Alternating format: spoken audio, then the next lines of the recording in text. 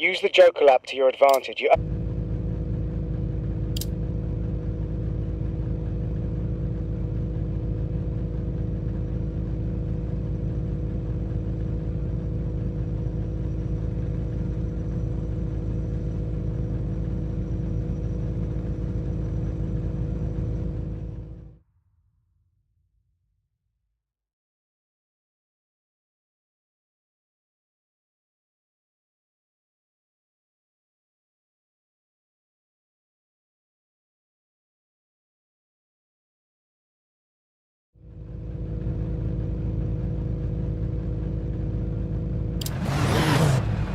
Assess your position on the grid. It's up to you what approach you want to take.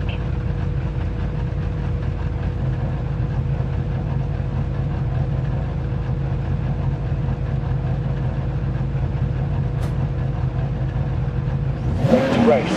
Watch your launch.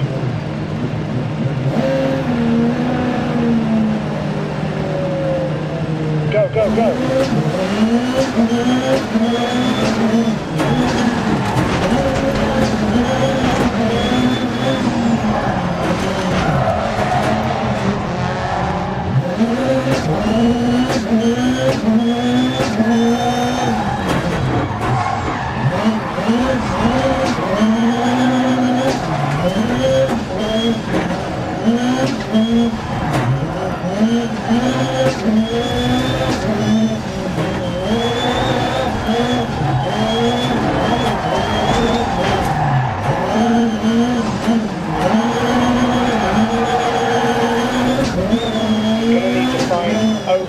Seconds to gain a position, so put your foot down, let's go, go, go.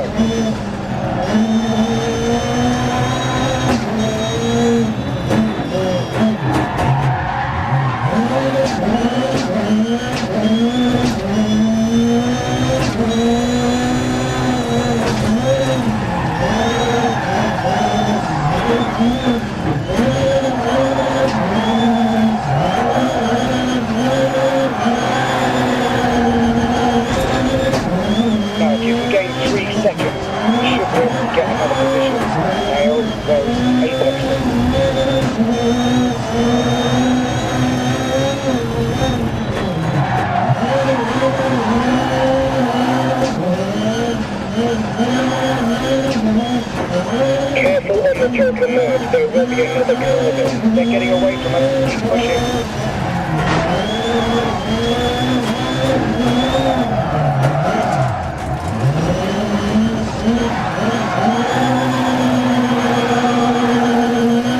We need another 3 seconds to improve on that. Keep pushing, come on.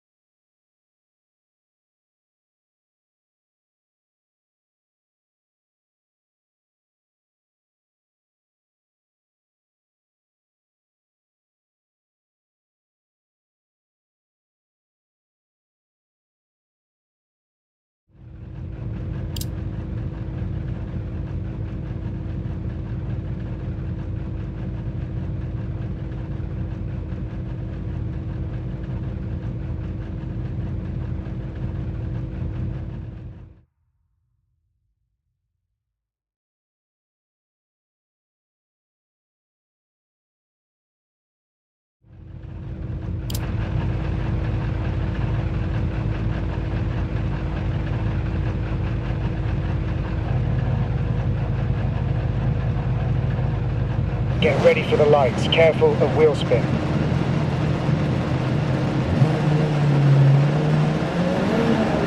Go, go, go.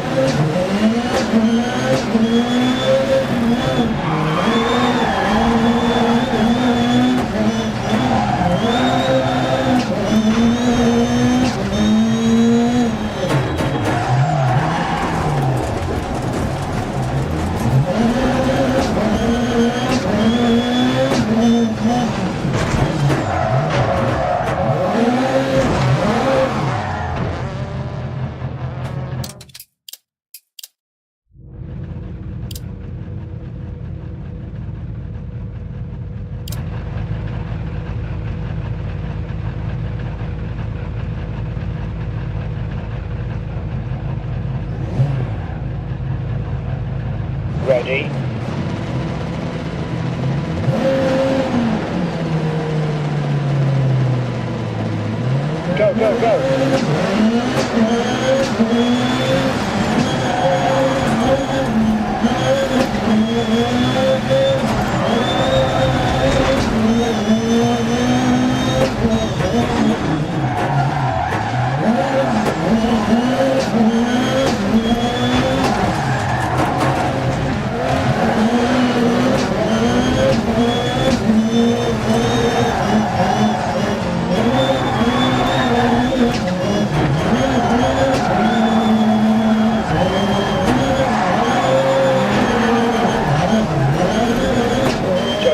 Joker now, try and jump the cars ahead on the merge.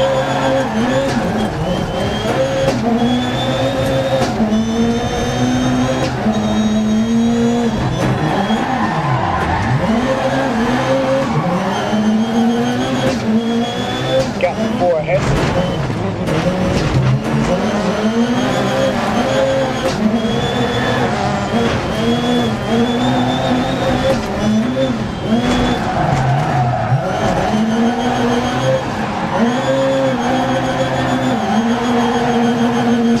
Need about another 8 tenths to improve on that, so keep your head down.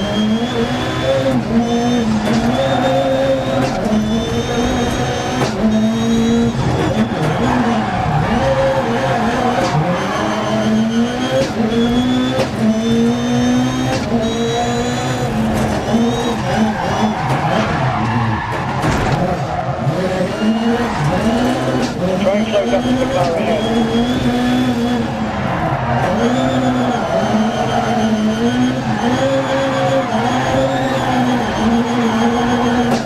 I reckon we need another 2.5 seconds to improve on that. Keep pushing. Come on.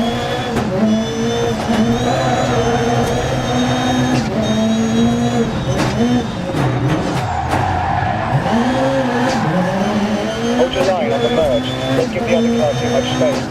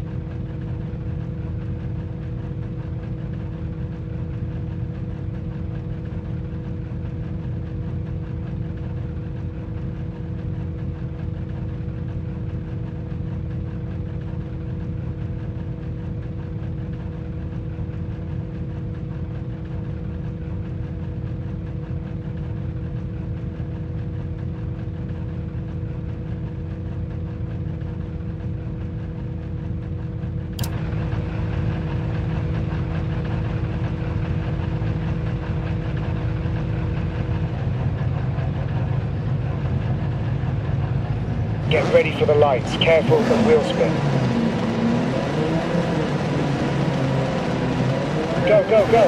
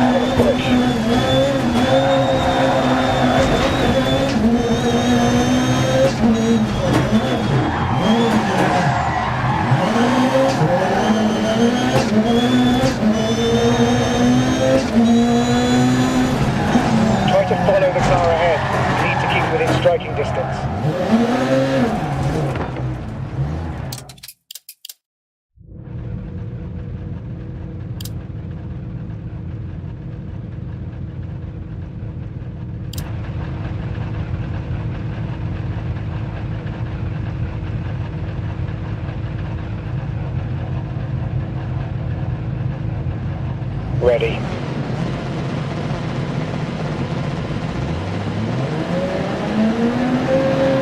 Go, go, go.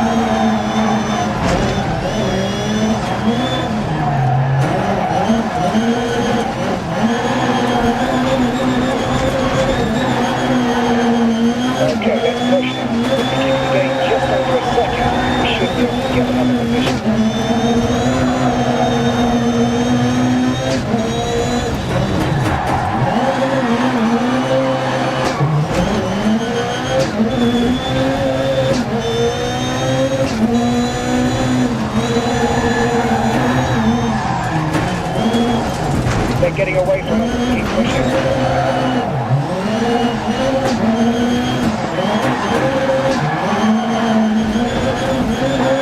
We're an extra 2.5 seconds out of somewhere, and we can make up a position.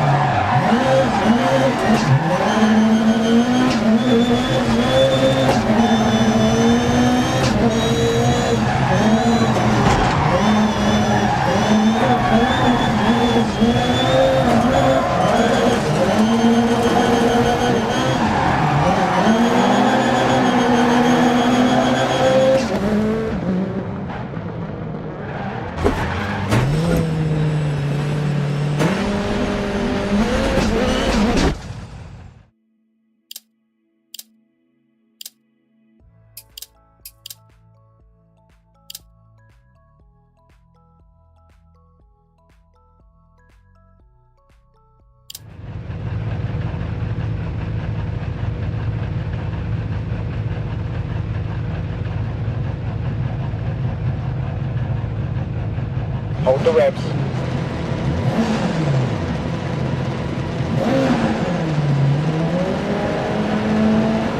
Go, go, go.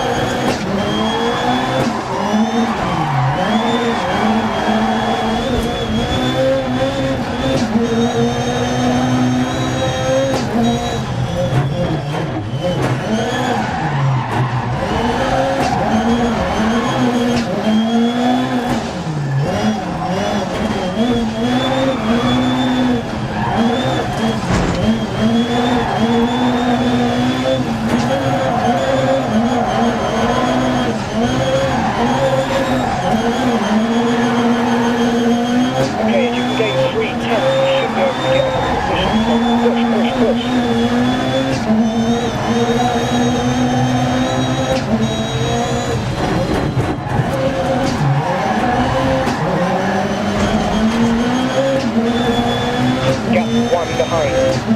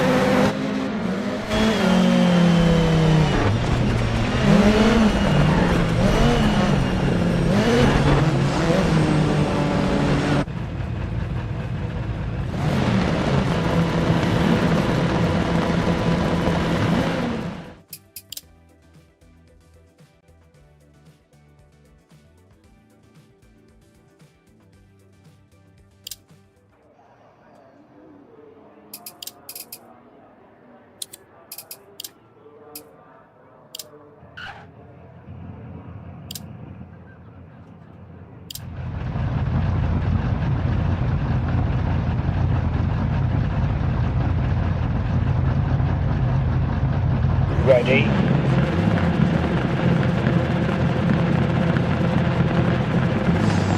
Go, go, go.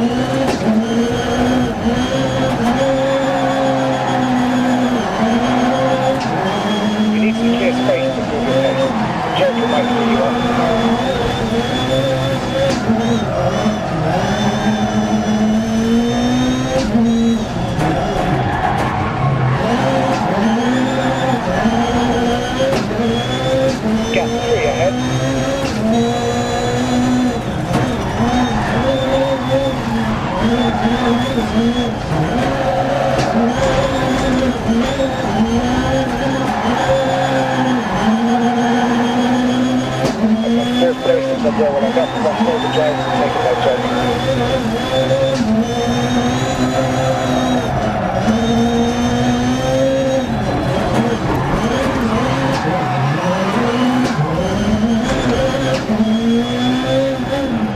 Careful, on-choke X are going to be tied with another car.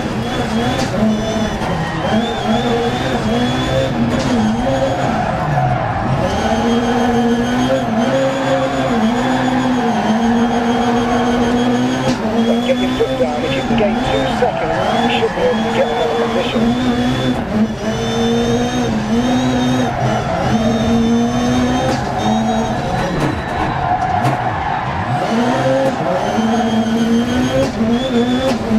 Gap 5 behind.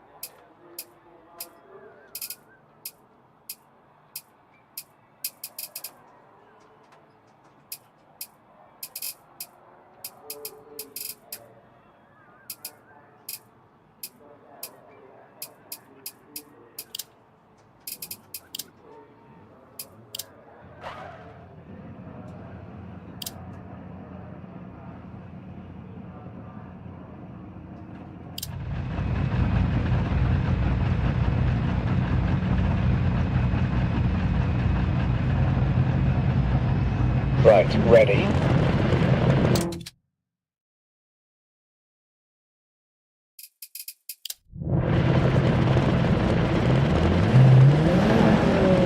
Go, go, go.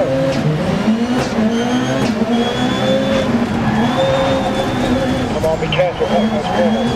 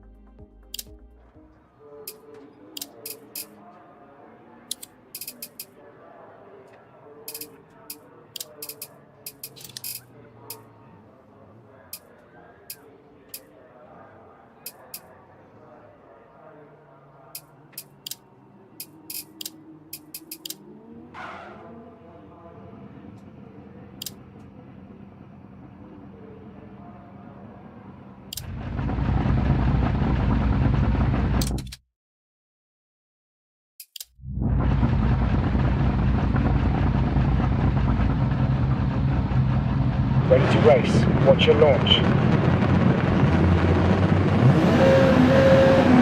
Go, go, go!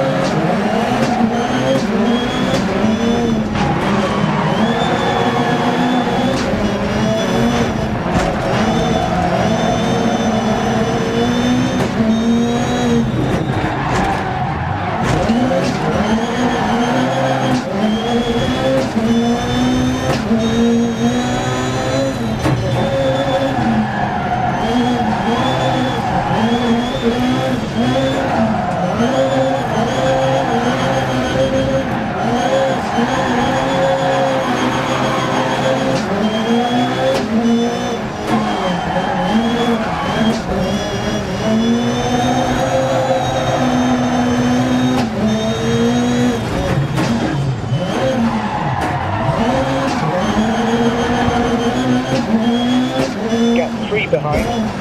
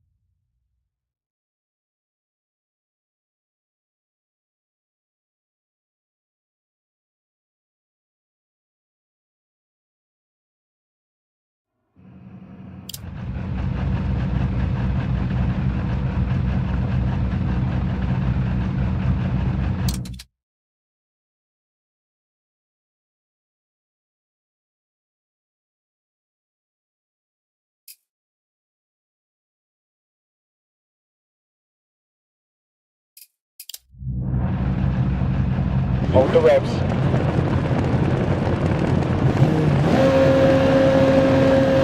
Go, go, go.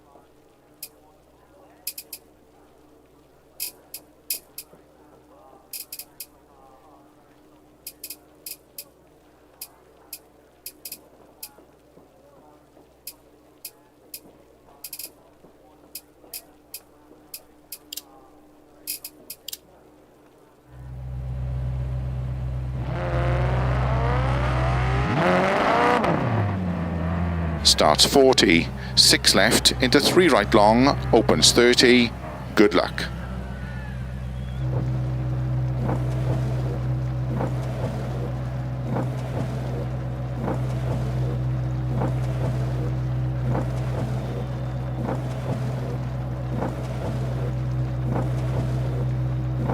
Five, 4, 3, 2, 1, go.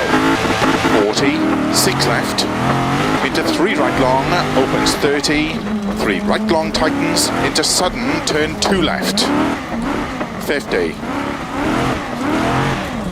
2 right long tightens, into 3 left,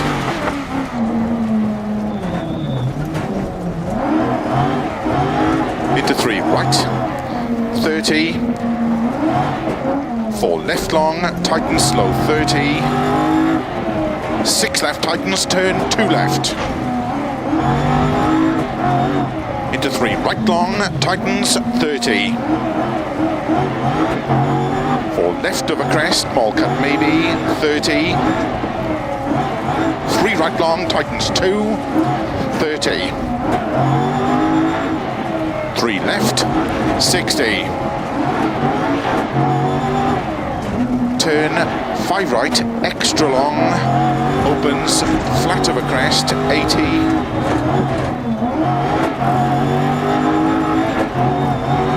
5 left of a jump, into small cut, 4 right long, into 6 left of a crest long, tightens 3, into 2 right,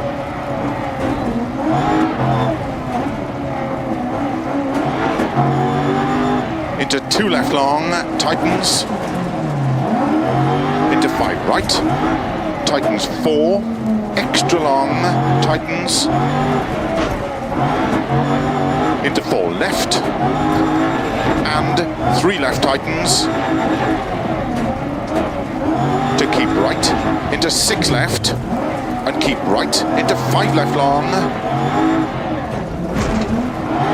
into 4 left tightens, 30, 4 right long, opens 30, 5 right long, tightens of a bump, into 4 left long, tightens narrow,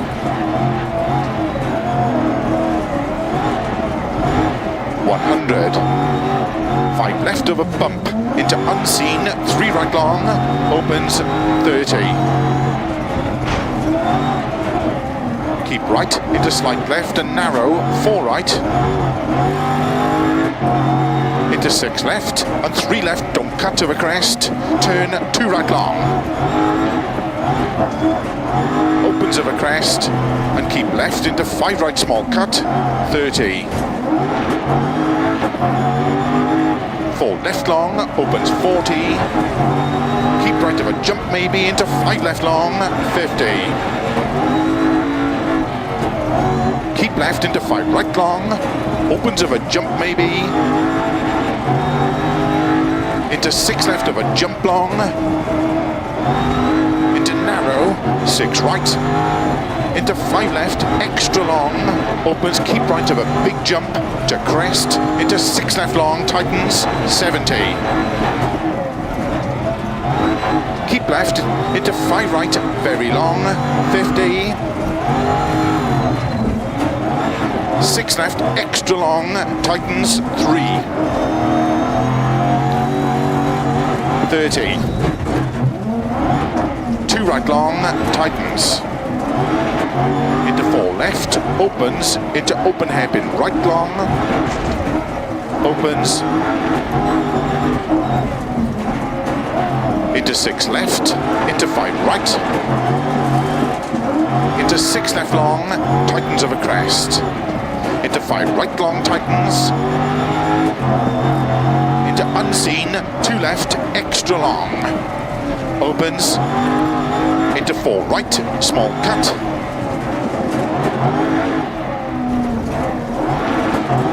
into 4 left long, opens over crest, into 6 right, 70.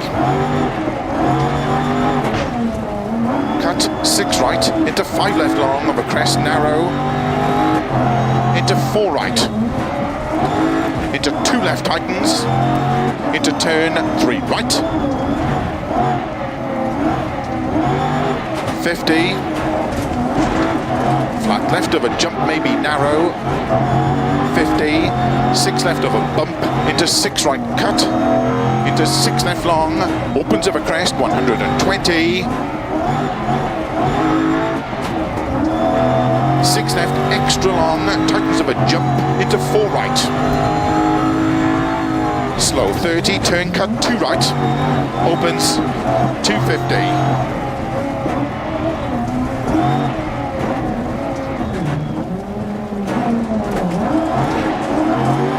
Back middle of a narrow crest, 80. 4 left, don't cut, slow 50, turn 1 right. Opens 70. 6 right, into 6 left long, 150. 3 left long, opens of a crest, into 3 right long, tightens.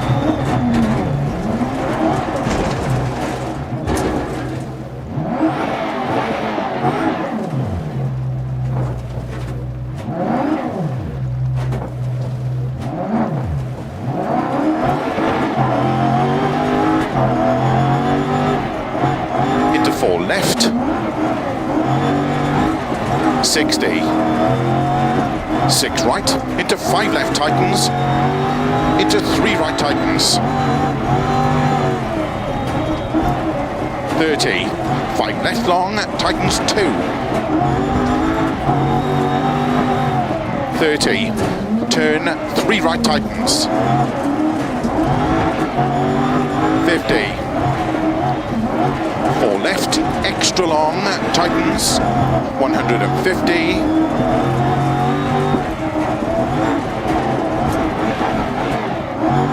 Flat left, flat right of a crest long, 30. Flat left, slow 6 left of a crest, 30, turn 1 left. 120.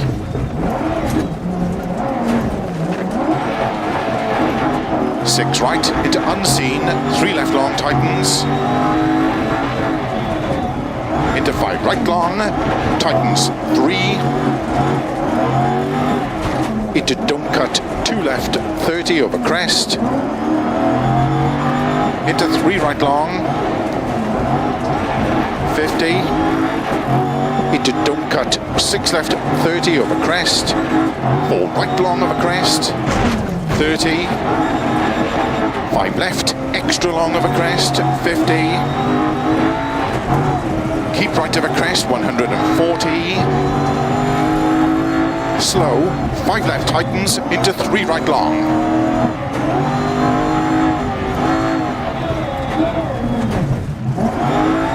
Into don't cut, 4 left.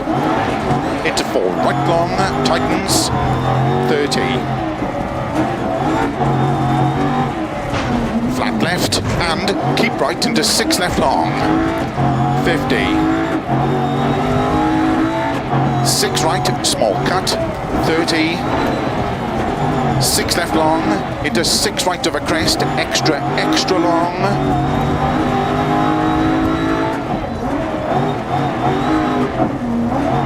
Just slow crest and 6 left long, tightens 1, tightens. 40. 1 right long, 50. 3 right long, into 5 left long, tightens 2.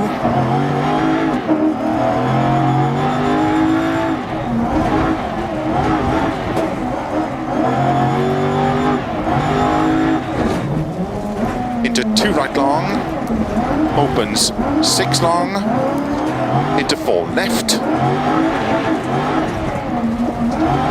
into slow 4 right and 1 left long, tightens, 50.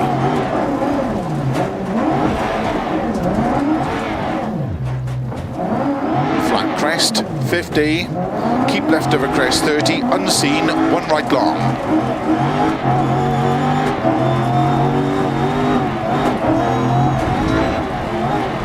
Into 5 left over crest. Into 3 right long, 80. 1 left long, 30. Crest and 6 right, 50. 5 left long, into unseen, 1 right tightens. Opens long, 50. 1 left, tightens over crest, 30. Turn unseen, 2 right. Opens 100.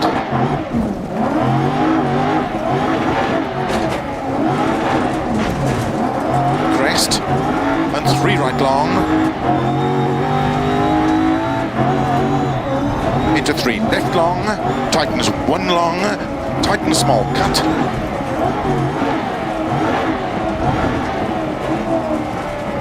Into 1 right, 30, 4 left long, opens over crest, 40,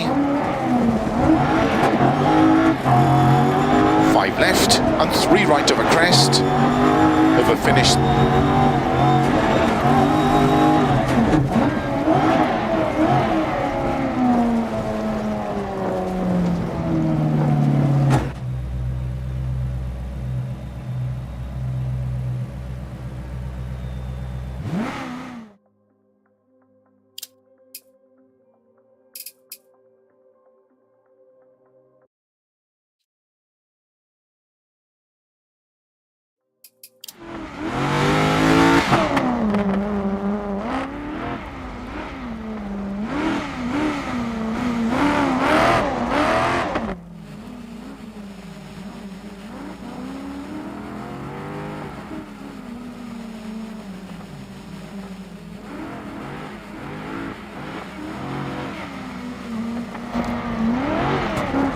Left long, tighten slow, 30.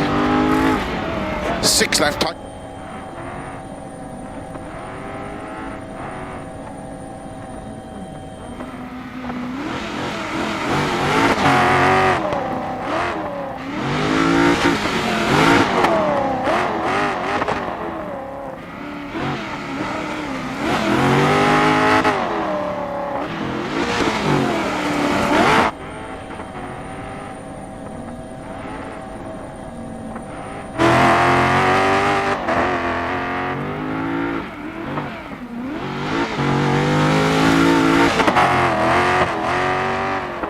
Small cut for right long.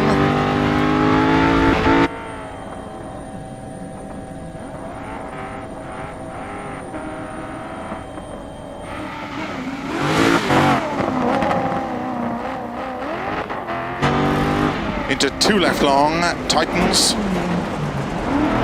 Into 5 right.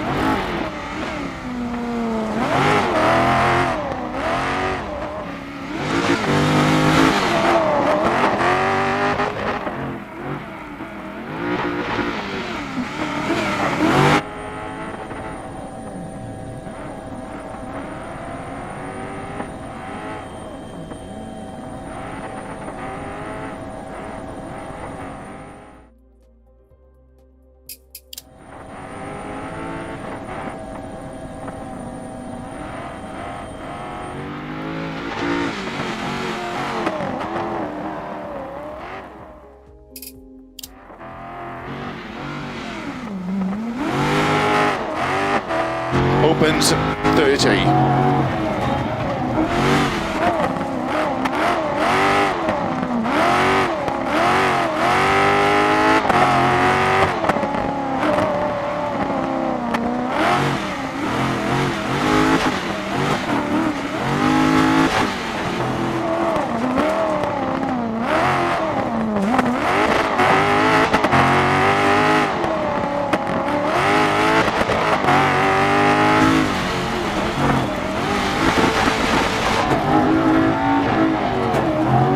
Left into 5.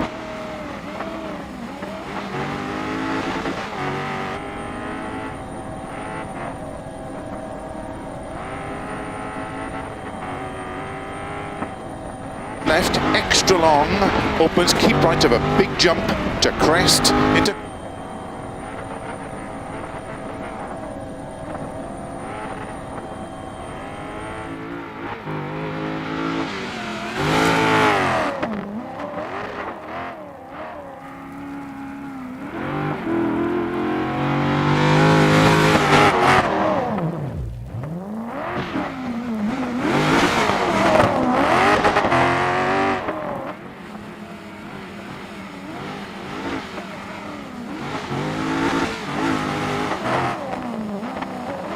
into 6 left, into 5 right, into 6 left long, tightens of a crest.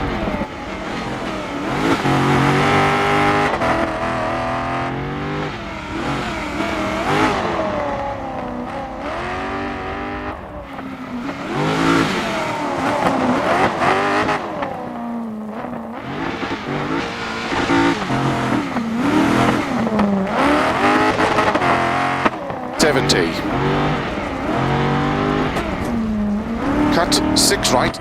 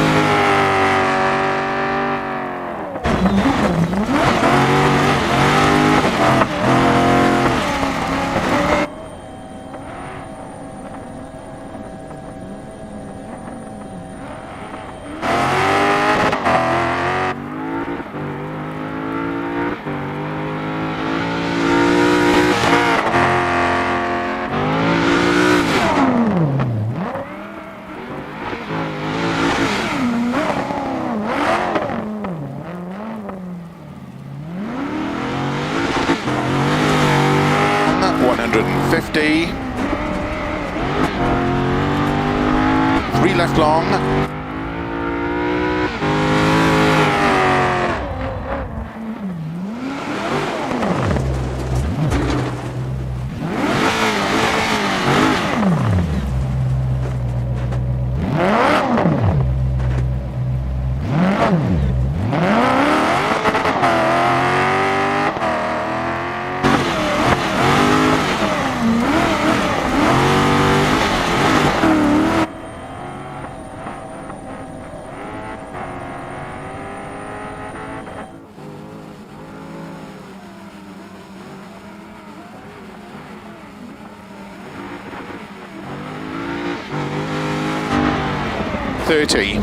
turn 3 right tightens.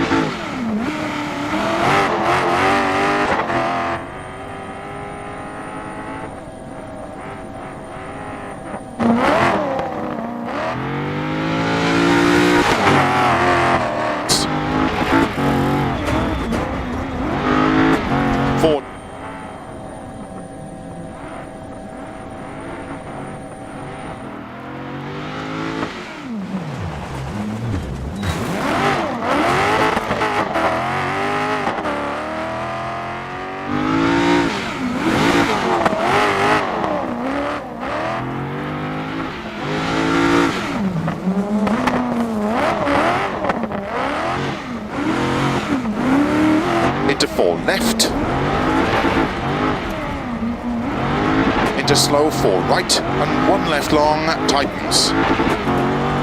50.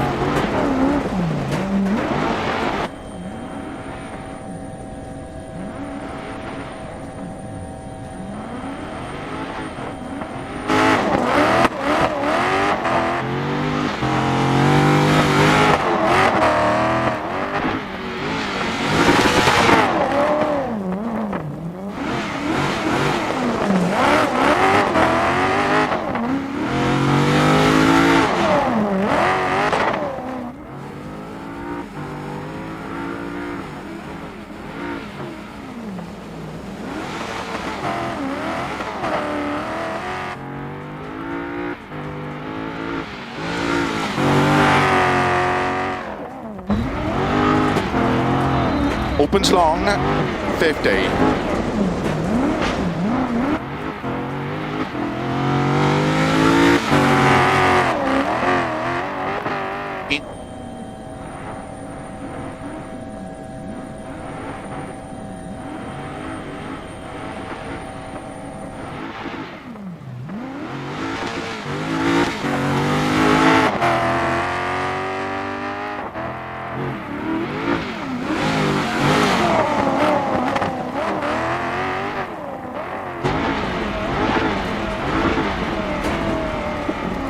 Into 1 right, 30.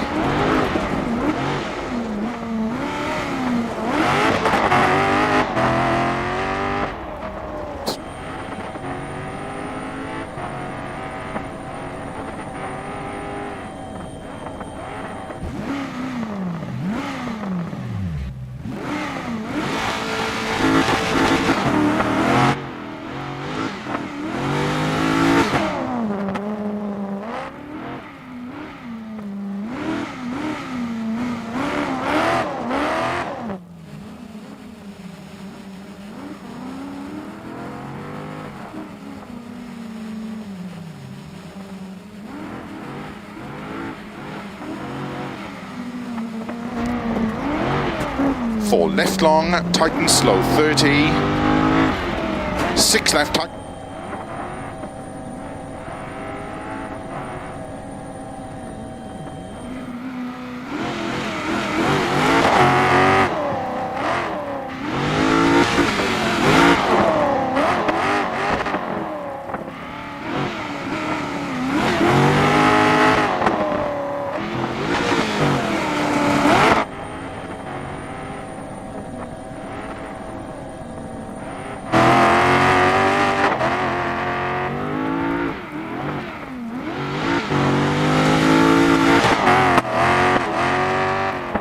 Small cut, 4 right long.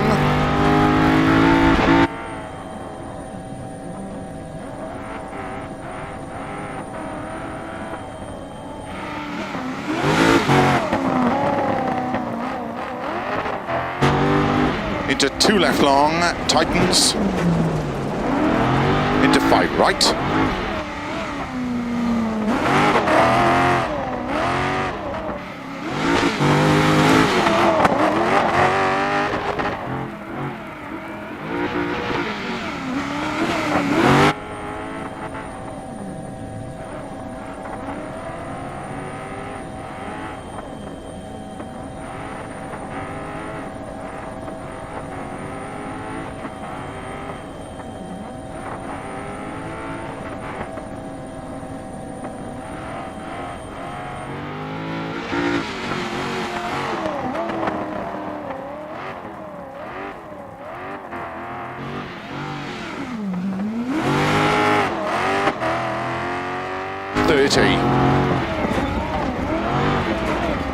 Keep right.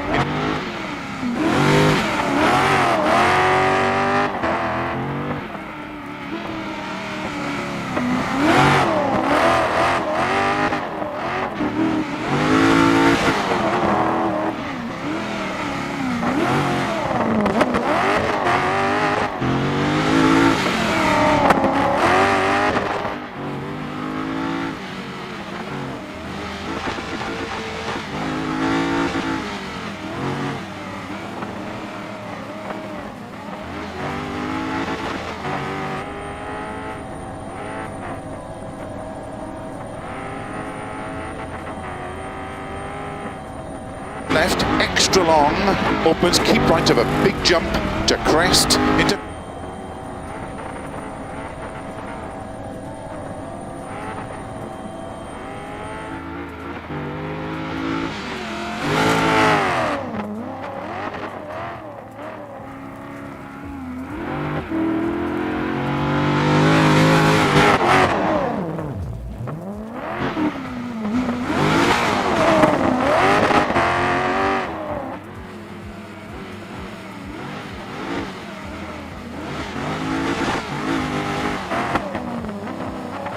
into 6 left, into 5 right,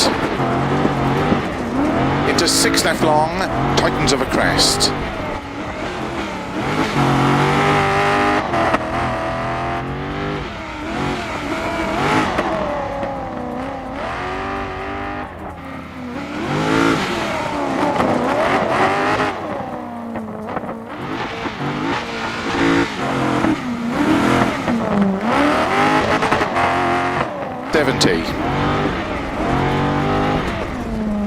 Cut 6 right.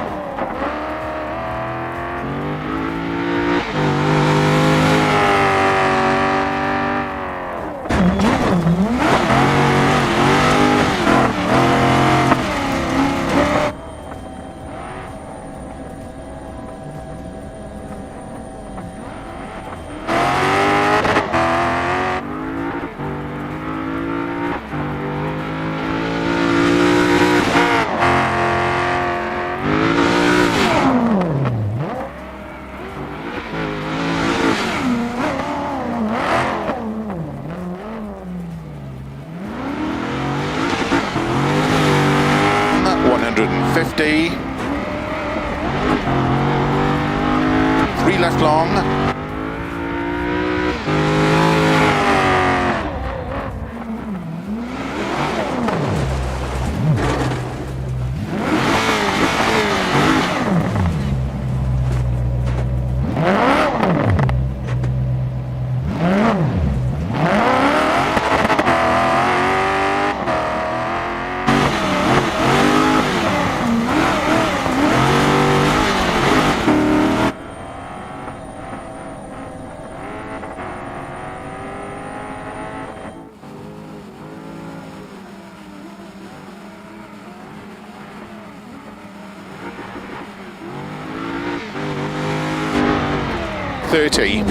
turn 3 right tightens.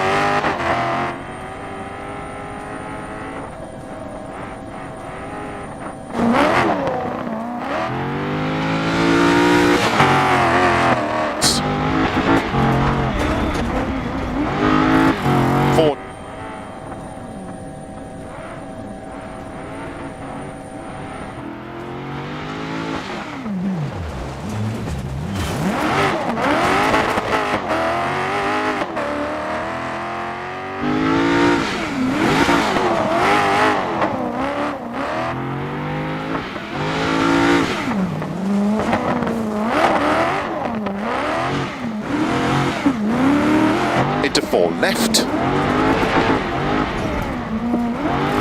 into slow, 4 right, and 1 left long, tightens, 50,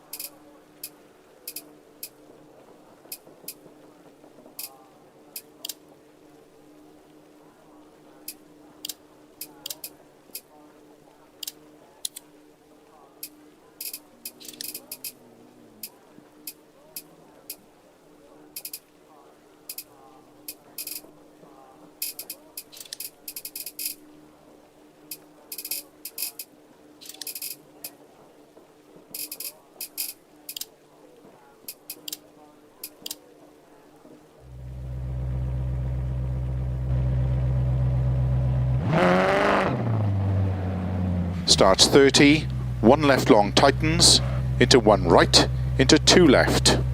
Good luck.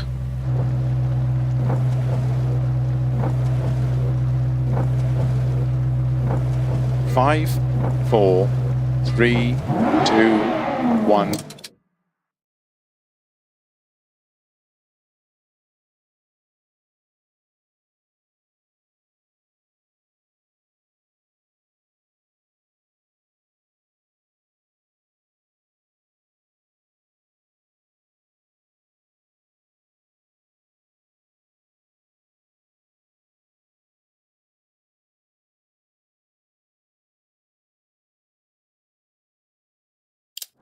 go.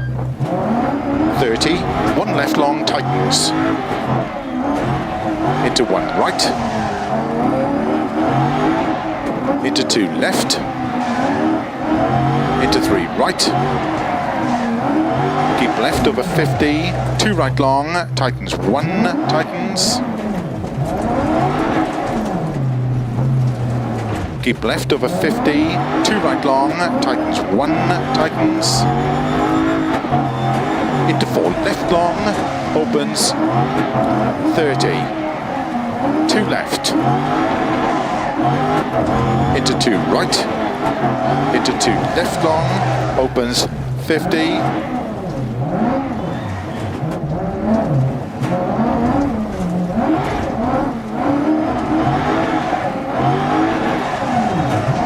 Right long, into four left long, into three right tightens, into slow, five left, into one right long, tightens, opens, into six left, extra long, tightens one, and two left tightens, two right, into three left, into four right. Keep left over 50, two right long. Into five left, into three left tightens. 30, five right long, 30, four left long, opens over crest, 30, six left long, 30, three right long tightens. Into caution, six left over crest, three right tightens. Into six left. Into four right tightens, into three left tightens, 30, five left, into turn, two left, into five right long, over crest, into four left long, into four right long over crest, 30, six right, keep right over 80, six left cut, 150, four right, opens over crest, into four left, extra long, opens,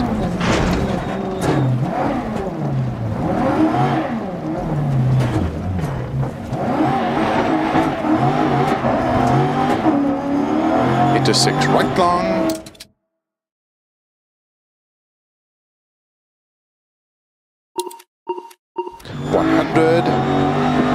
six right long, opens, to flat crest, into six right 100, six left over crest long, into five left over crest, 50, four right long, into five left, keep left over 50, four right, opens, into four left long, opens over crest 100, five right long, opens 30, four right long, opens over crest 80, slow, three left. Opens five long, 50. Six right over crest, 100. Six left, opens 100, flat long crest, 80. Five right, extra long, 50. Six left long over crest, into six right long, keep right over 80, six left long, 100,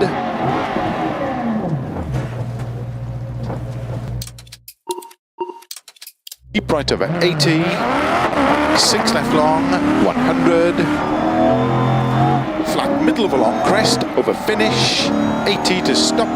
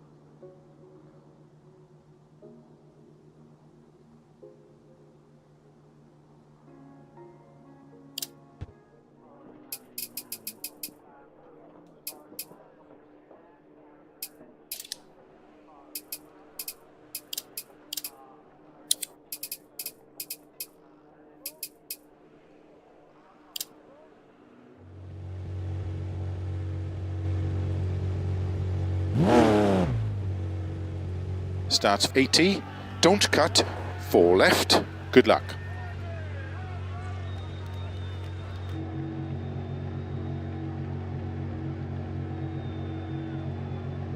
5, 4, 3, 2, 1, go. 80, don't cut, 4 left, 30, turn unseen, 2 left around Bale, cobbles, into don't cut, 3 right, 3 left and 1 right, tightens, cobbles around Bale, 30, 1 right, don't cut, 2 left.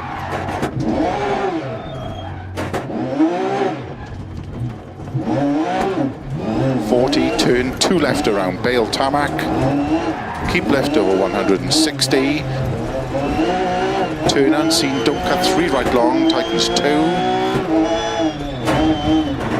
30, flat left long, 30,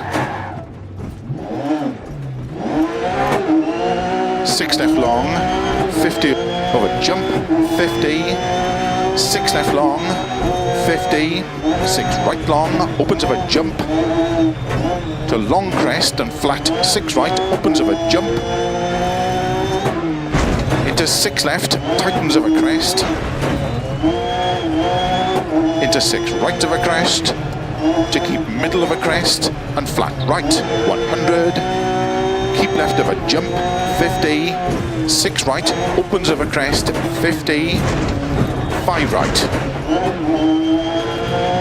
60, keep left of a crest, 30, 5 right long,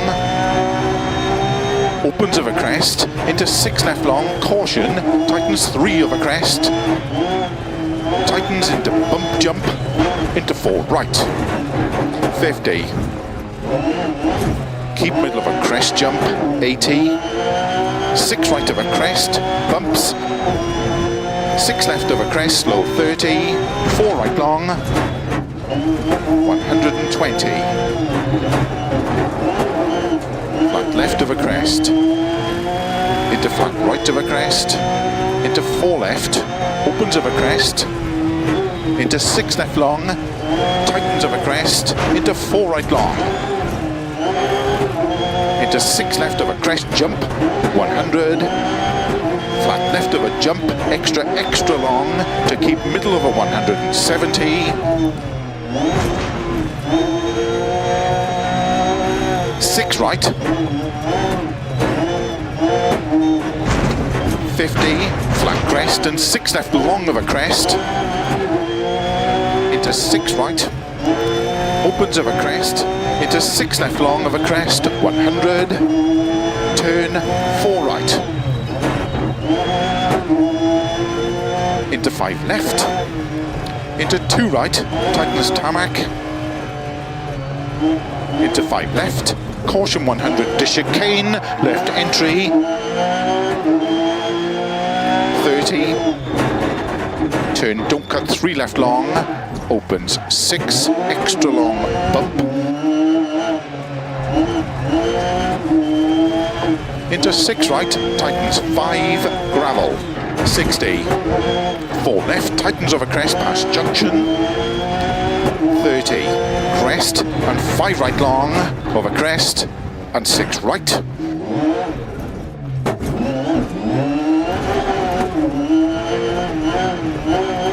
6 left long, caution 30, 6 right, tightens over jump, 30, flat right of a long crest, into 6 left long of a crest, 30, flat right, long crest, into 6 left long of a crest, into 6 right long of a crest, tightens 5, to crest, and 4 left, opens, slow 80, turn 3 right of a crest, 80, 6 left, opens 80, 4 left, tightens 3.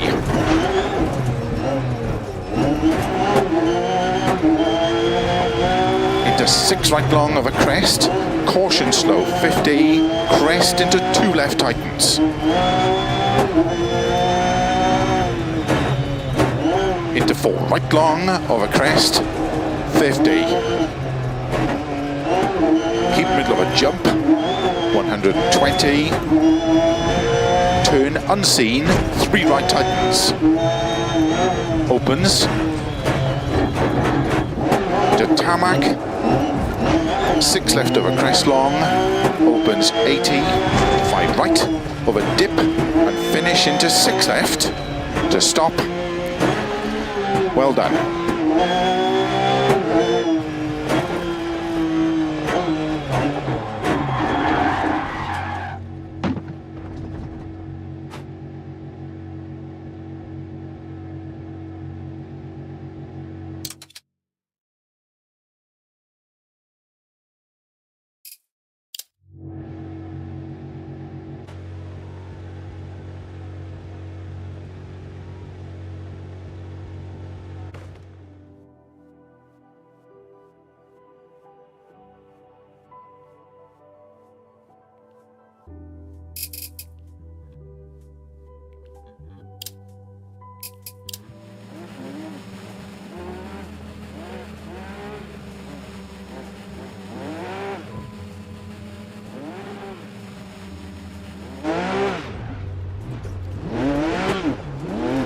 Turn 2 left around Bale tarmac.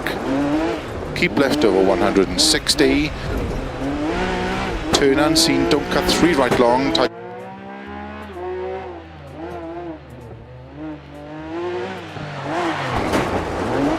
30. 6 left long. 50 over jump.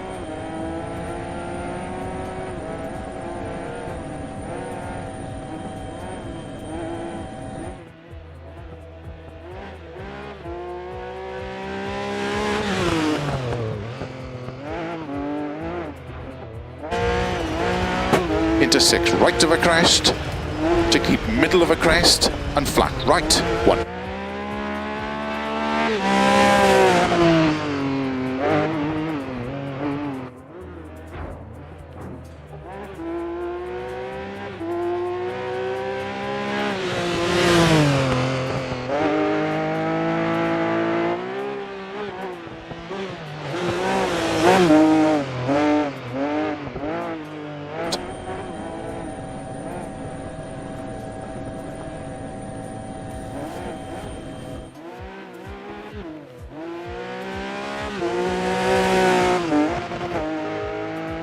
Of a crest, slow 30.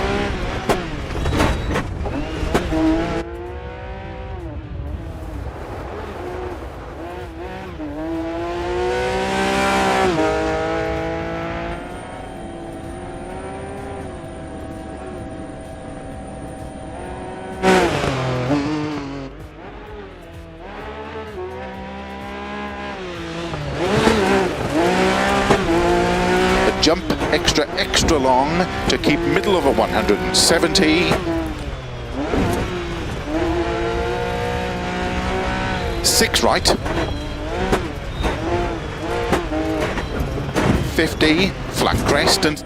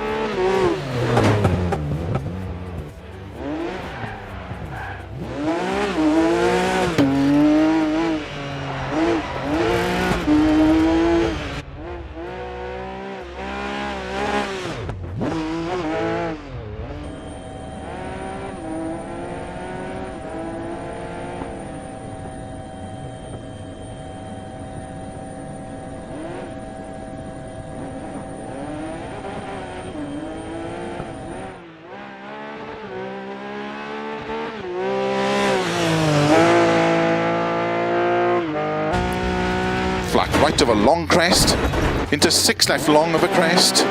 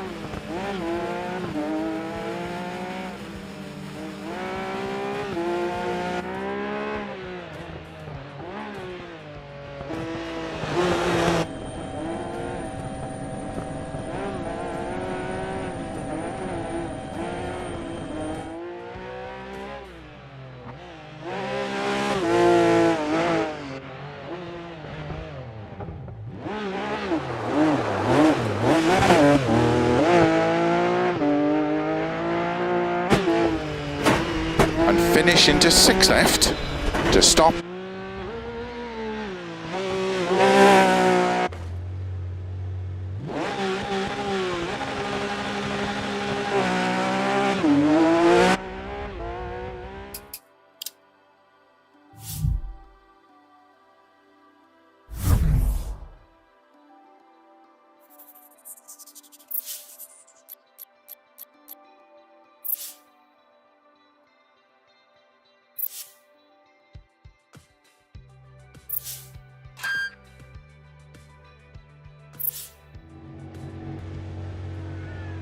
Starts 6 right, opens long of a crest to slow tarmac 50. Good luck.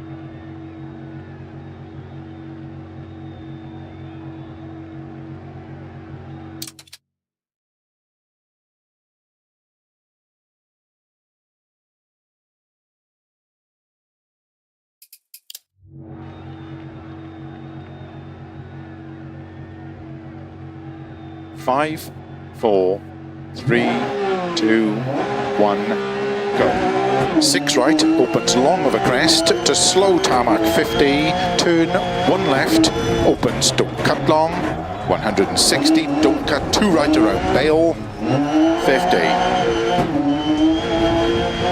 Don't cut 1 right around bail, into turn, don't cut 1 left, cobble slippy, and hip in left, don't cut. Into 3 right, 3 left slippy, turn, don't cut 3 right, opens long, 100.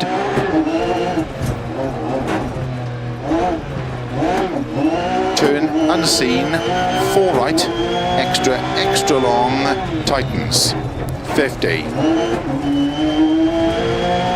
Flat jump, to jump, slow 30, 6 left 30, turn 1 left. 30. 6 left, extra long, 120. 5 right long, 80. Straight of a junction, into 5 left, tightens 4. And 6 right, opens 80. 5 left long, tightens 3, into 5 right, opens of a crest, into 5 left, into 4 right long, opens of a crest, 80.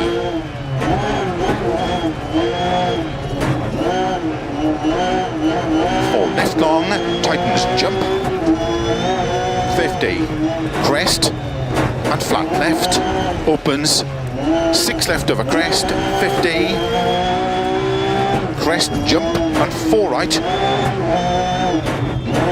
opens long of a big jump, 30, turn, 4 right, extra long, 30, 5 left long, tightens 3, 120, caution slow, 6 right, into 6 left, into turn unseen, 1 right tightens, opens of a crest, into 6 left long, into 6 right, extra long, opens of a crest, 50, 5 right of a jump, into 6 left, 30, 6 right long of a crest, into 6 left long, tightens past junction, opens long, into 5 left, into 4 right of a crest long, into 6 left of a crest, opens of a jump, into 4 right, 50, slow crest, into turn 1 left, tarmac, 80, 6 left of a crest long, tightens turn 1 left, gravel, and 5 right long. 5 left of a bump, into 6 right, into 6 left, extra long, opens of a crest, jump, into 6 right long, into 6 left, into don't cut, 5 right long, opens of a crest, into 5 left long, tightens 4, 50, 5 right, extra long, past junction, into 6 left of a crest long, into 6 right long,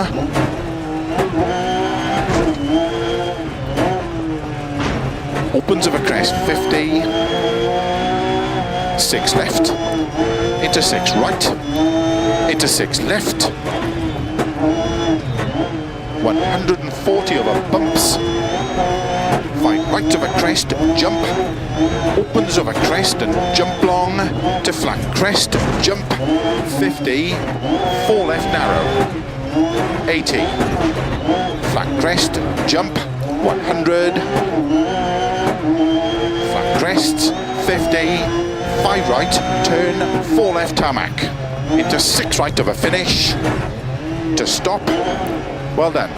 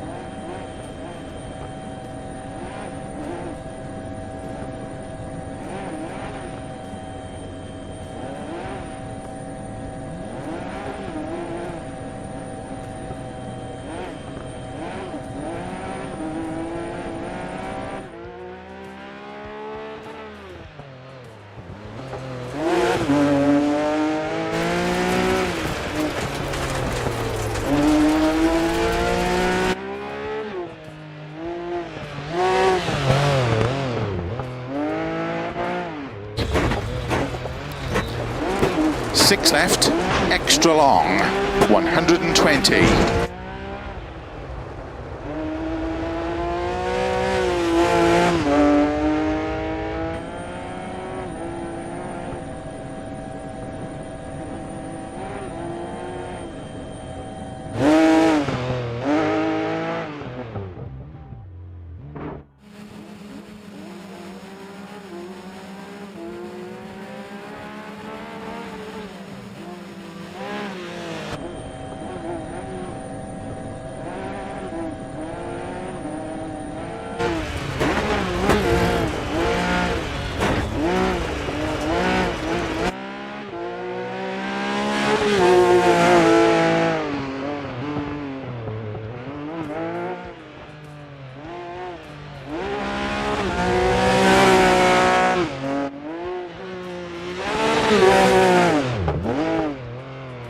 Big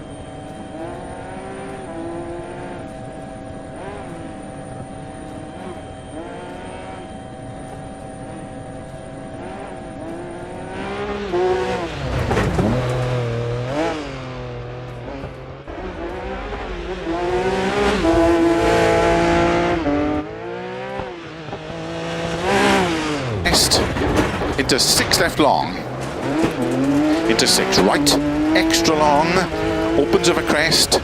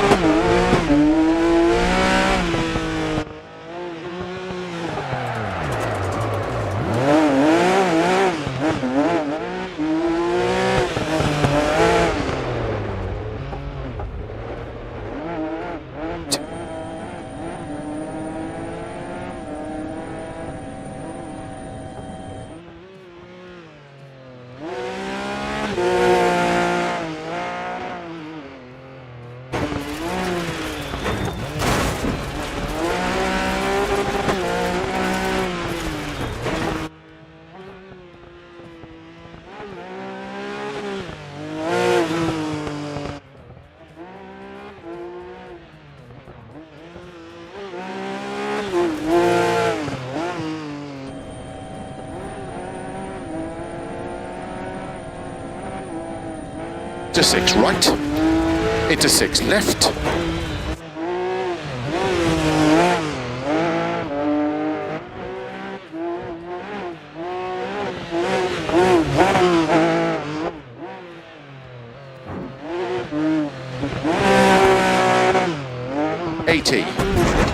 flat crest, jump, 100, flat crest,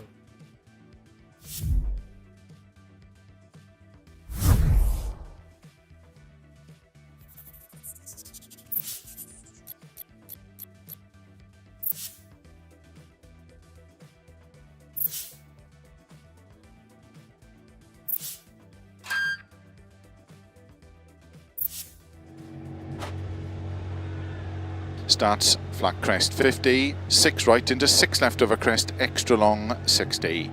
Good luck.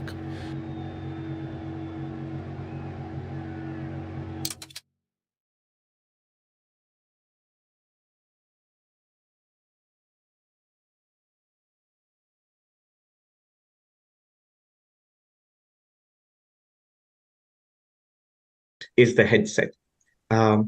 So there is an... Hello everyone and welcome to the Great Minds series. In this episode, we weave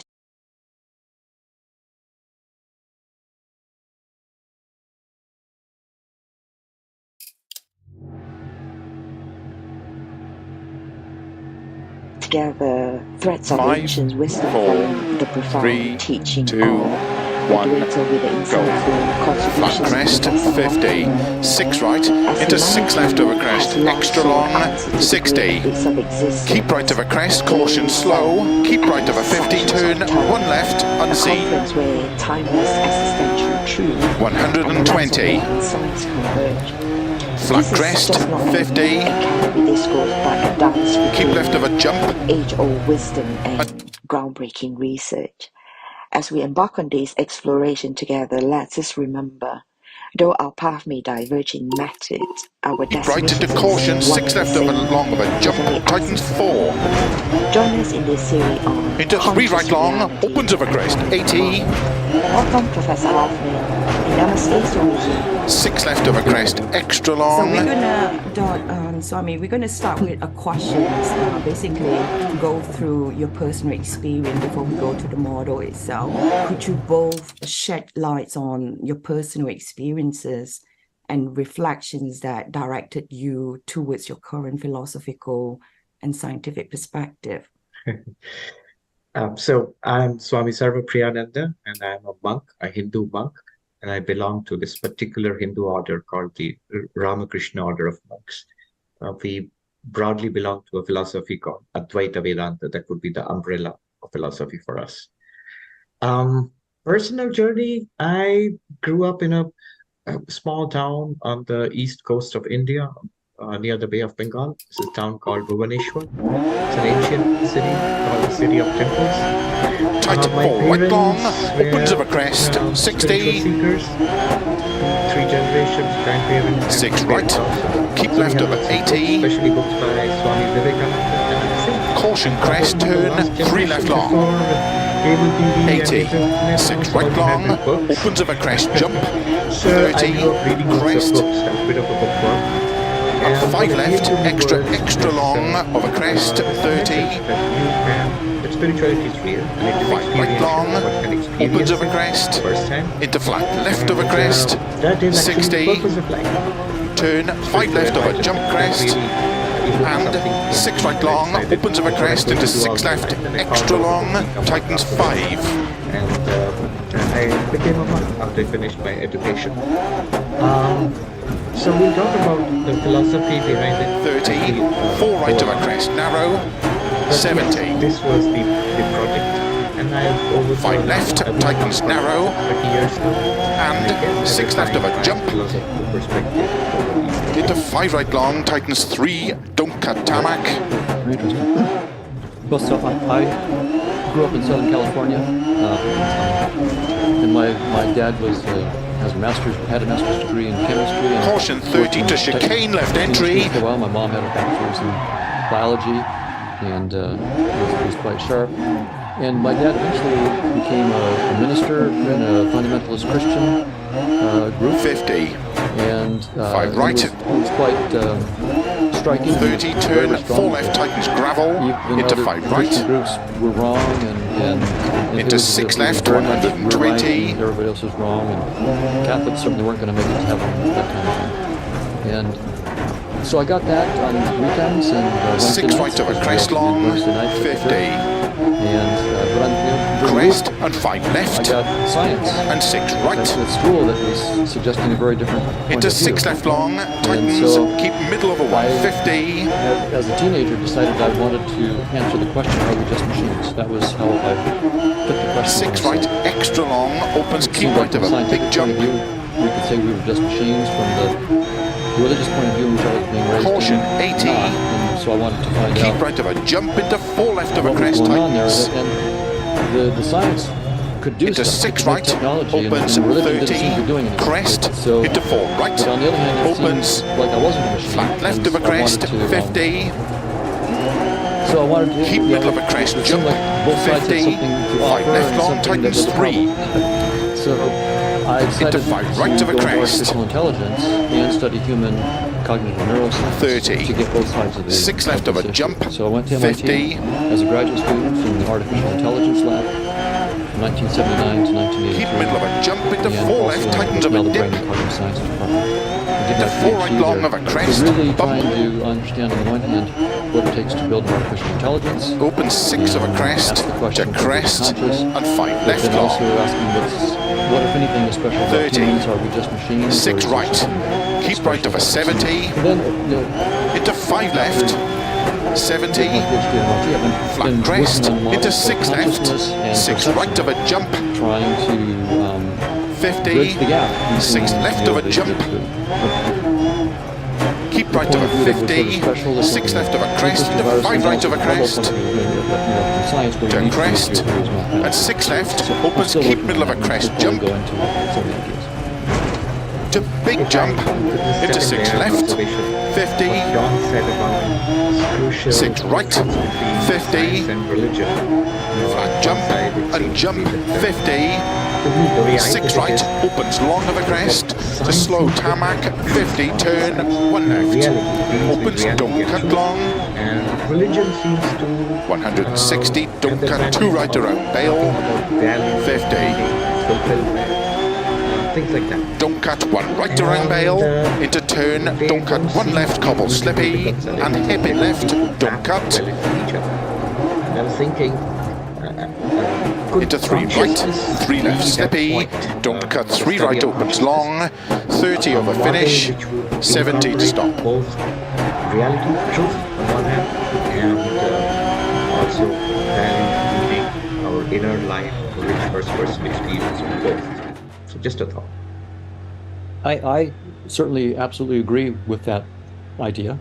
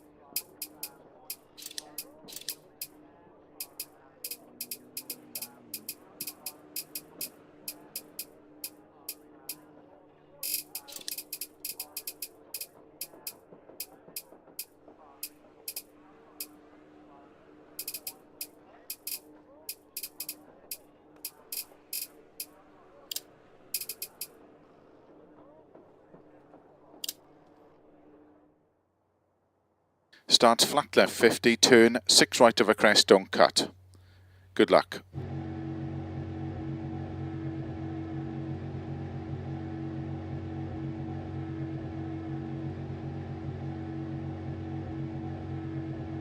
Five, 4. And I think that 3, the 2, scientists will eventually 1, agree that because go. the Flat left, mathematical models 50, that turn my 6 right of a colleagues and crest, friends 6 who are left, in the 50, scientific development flat middle of a industry crest, 80, keep middle of a jump, remarkable. 50, 4 They're right really narrow, smart people. They're 80, brilliant researchers. keep middle of a jump, But 50, 6 if you left ask of a them jump long, what tightens of a specific crest, jump, conscious experience can your scientific theory 120, predict? Right, keep so, right for to the example, 5 left long, integrated narrow over information bump, theory. What specific pattern of integrated information must be the taste of chocolate, and could not be the smell into of 6 garlic? right, And for what principal 80. reasons? Or what global workspace long crest architecture into or 6 left, tightens must past be, junction, again, the smell of a 30, rose and couldn't 4 be the right smell narrow of over crest, mint. don't cut 5 Or, left, opens long What into orchestrated 6 collapse left, of quantum states of 30, microtubules must be 4 right long, the taste of tightens of a chocolate crest, couldn't be the taste of 50, vanilla. I've asked these my friends in colleagues. don't cut 4 left, These into questions, 6 right, and they can't give into an 6 answer. left long, They're 30, batting zero. The only 6 right of a crest, place where they opens might say extra, we've made extra some long, progress is on the into conception of slow, space, 6 left long of a bump, information theory. But they're, if I ask, into 3 right of a crest, visual bump, space that you've shown, or is it auditory space or haptic space? Which space and for what principal reasons must it be a visual space and couldn't be a haptic space? So there's nothing on the table in terms of specifics. So I say that to say that at some point, scientists are going to realize that this failure is principled, that you cannot start with unconscious ingredients or unconscious functional systems and somehow boot up consciousness. So that's the nice thing about science is at some point, the failures trigger a revolution, a scientific revolution and a change. So I think that science may do what you're talking about. It may trigger the sciences taking seriously the idea that consciousness may be a fundamental entity that we need to include in our scientific theories, and we need to describe it as such. But that's really interesting because the question which you put to your colleagues, I often face the exact mirror image, the exact opposite question, but a mirror image of the question.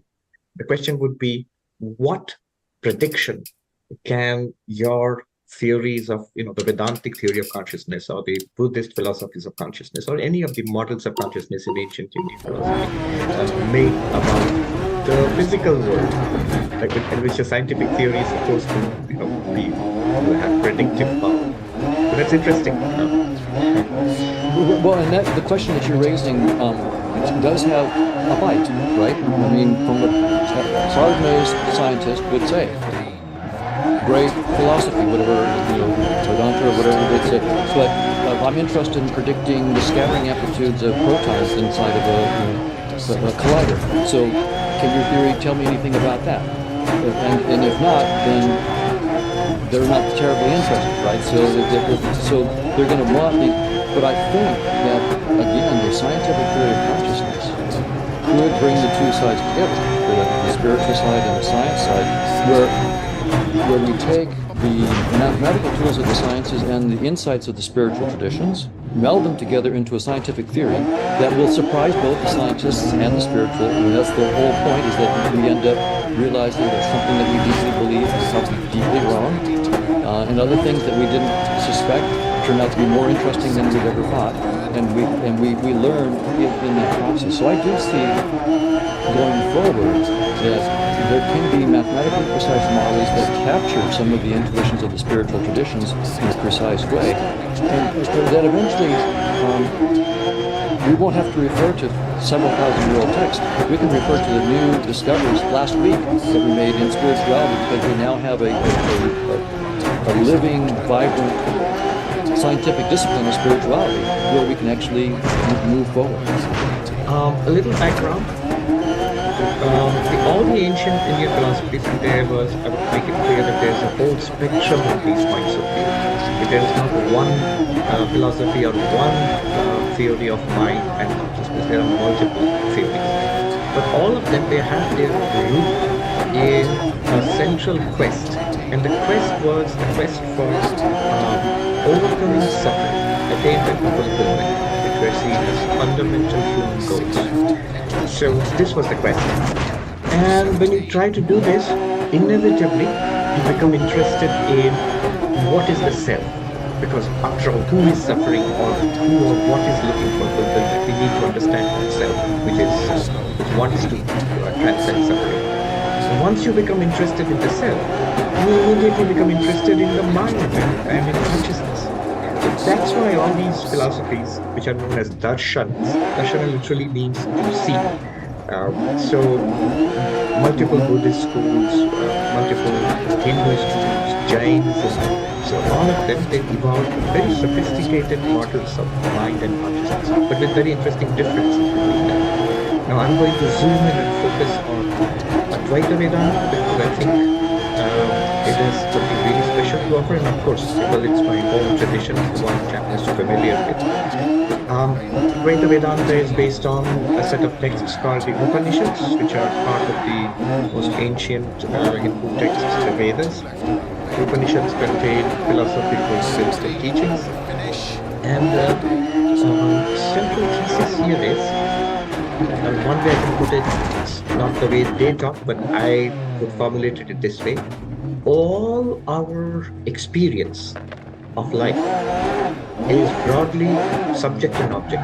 We are experiencer, and everything else is experienced, whether it's the sky and the trees outside, whether it's another human being, the computer, or whether it's my own sensations and feelings and memories. They're all objects of experience. So subject object, this is the basic paradigm of all our first person experiences. What Advaita Vedanta says is it collapses the duality, but it collapses the object into the subject.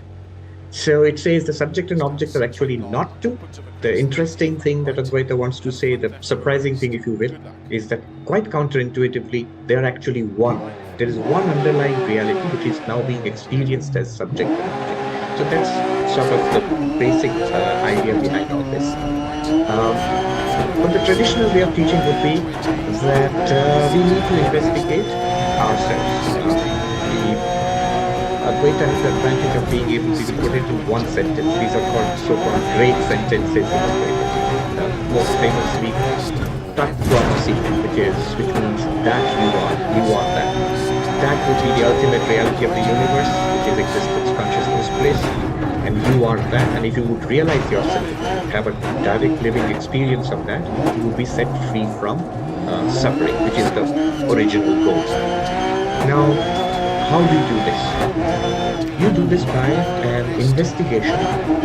All these philosophies, Advaita included, are very inside out. So they are what one might call in modern philosophical terminology. You pay close attention to the elements of our experience and then reason about it. And then you come to these conclusions and these realizations. So Advaita Vedanta proceeds that way is first pay attention to yourself.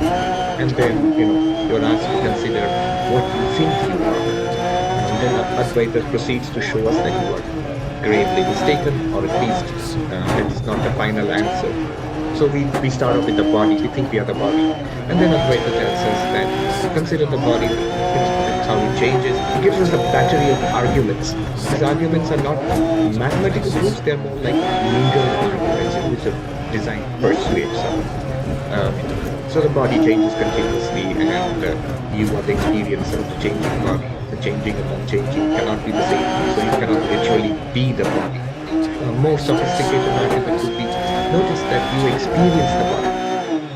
The experiencer, you can see, hear, smell, taste, and all the senses operate on the body. And the subject and object have to be different, that's sort of primary. So clearly you, the experiencer of the body, cannot be the body. Another, even more sophisticated, subtle argument is, notice, whatever you are, you always think of yourself as conscious, as aware. And notice that you are aware of the body. In your own experience, you are the one who is aware. The body is not aware. Like you're aware of the body. There is nothing in your experience which says the body is aware of this conscious self. So you cannot be the body. And then they say, they go, turn your attention inwards, look at the breath. The breath is continuously changing. You are unchanging. The breath is an object. You are the subject. You are conscious. The breath is not conscious. You are conscious of the breath. For these and many other reasons, you cannot be the breath. You convince yourself of this. Look further inwards. You find the mind. Feelings, emotions, ideas, perceptions, memories, even this intellectual process which we're going through this inquiry. All of them are also always changing objects of experience, and you are conscious of them. And this is where it becomes interesting, because in modern consciousness studies, we sort of take mind and consciousness together. All these philosophies, all the ancient philosophies, Indian philosophies are very clear on this, that even the mind is an object. So the way in Indian philosophy, the mind, the body are defined. Object is defined as interesting. That which is experienced is an object. And the experiencer or the experiencing entity is a subject. So if you experience truth, it's obviously an object. But if you experience a thought, an emotion, that's an object too. Only the two kinds of objects are, there's an interesting difference. The tree is a public object, which everybody will share the experience of that. But my own imagination or memory of the tree is unique to me as private and first person. But nevertheless, objects. So even the mind is an object, and you are not the mind. And then you come to the, sort of speeding it up, you come to the conclusion that you are the pure subject, the non-objective subject. And that is not an entity among objects. That is that which is illuminating the subject. And so far this is called a philosophy called Sankhya. It's a clear dualism. It still preserves the subject-object duality, but pushes the boundary back from the skin, back to the mind and intellect. And the final step is taken in Advaita by, say, consider the nature of the object. What is its relationship to the subject? What is the relationship of what you experience to the experiencing consciousness? Are they truly different? So the Sankhya philosophy would say they are different. They're entities which interact with each other. Whereas Advaita says the way you can consider one entity to be independent of the other is if they are experienceable separate. So, for example, the cloth and my body are separate because you can see the cloth without my body and you can see my body without the cloth. But obviously, you cannot experience an object without consciousness. It's a trick question, sort of tautological, because the very consciousness is built into the question. So therefore, you cannot say that objects experienced in consciousness are different from consciousness. Anyway, the final conclusion is, whatever we are experiencing is basically consciousness appearing to itself in all these ways, in these various different ways. So you end up from the Sankhya dualism to a non-dualism. Although here is this vast universe of multifarious objects, they do not constitute a countable second apart from consciousness. It's not a countable second, no second, non-dual. That's why the name comes non-dual. Advaita means non-duality. Anyway, how does all this help us? If this becomes a living reality, to realize it as that, the world continues exactly as it was. Your body, mind, even your sense of self continues, but there's such a deep shift in your paradigm, the understanding of what we are, what the world is. You immediately see that you are one with the world. The world is nothing but your own appearance. And that helps us transcend suffering. If the body dies, for example, this consciousness arguably does not die. And so on. So you are freed of the fear of death. You are freed of the problem that comes with the sense of separation of the other, hatred, fear, anxiety, desire. All of them disappear at an existential level because you go deep inside and one with the so-called other. Anyway, so there are many implications of this. And so this is a very deep philosophical solution of the original problem of suffering. I'll just add one more thing which might be helpful. How do we go from the modern, let's say, sort of school child idea of the scientific idea of the world, learn in science and STEAM to this non-world. There are obviously some huge philosophical steps that we have to take, each of which can be argued endlessly. But if I were to sum it up in a sentence or two, it would be this. We start with the physicalist, reductionist view of the world, this universe, and then we notice we cannot explain consciousness with this view of the world. You cannot reduce consciousness to the brain, so the so-called hard problem of consciousness. That opens the door to the next step, which is that consciousness is a fundamental reality of the world. So there are physical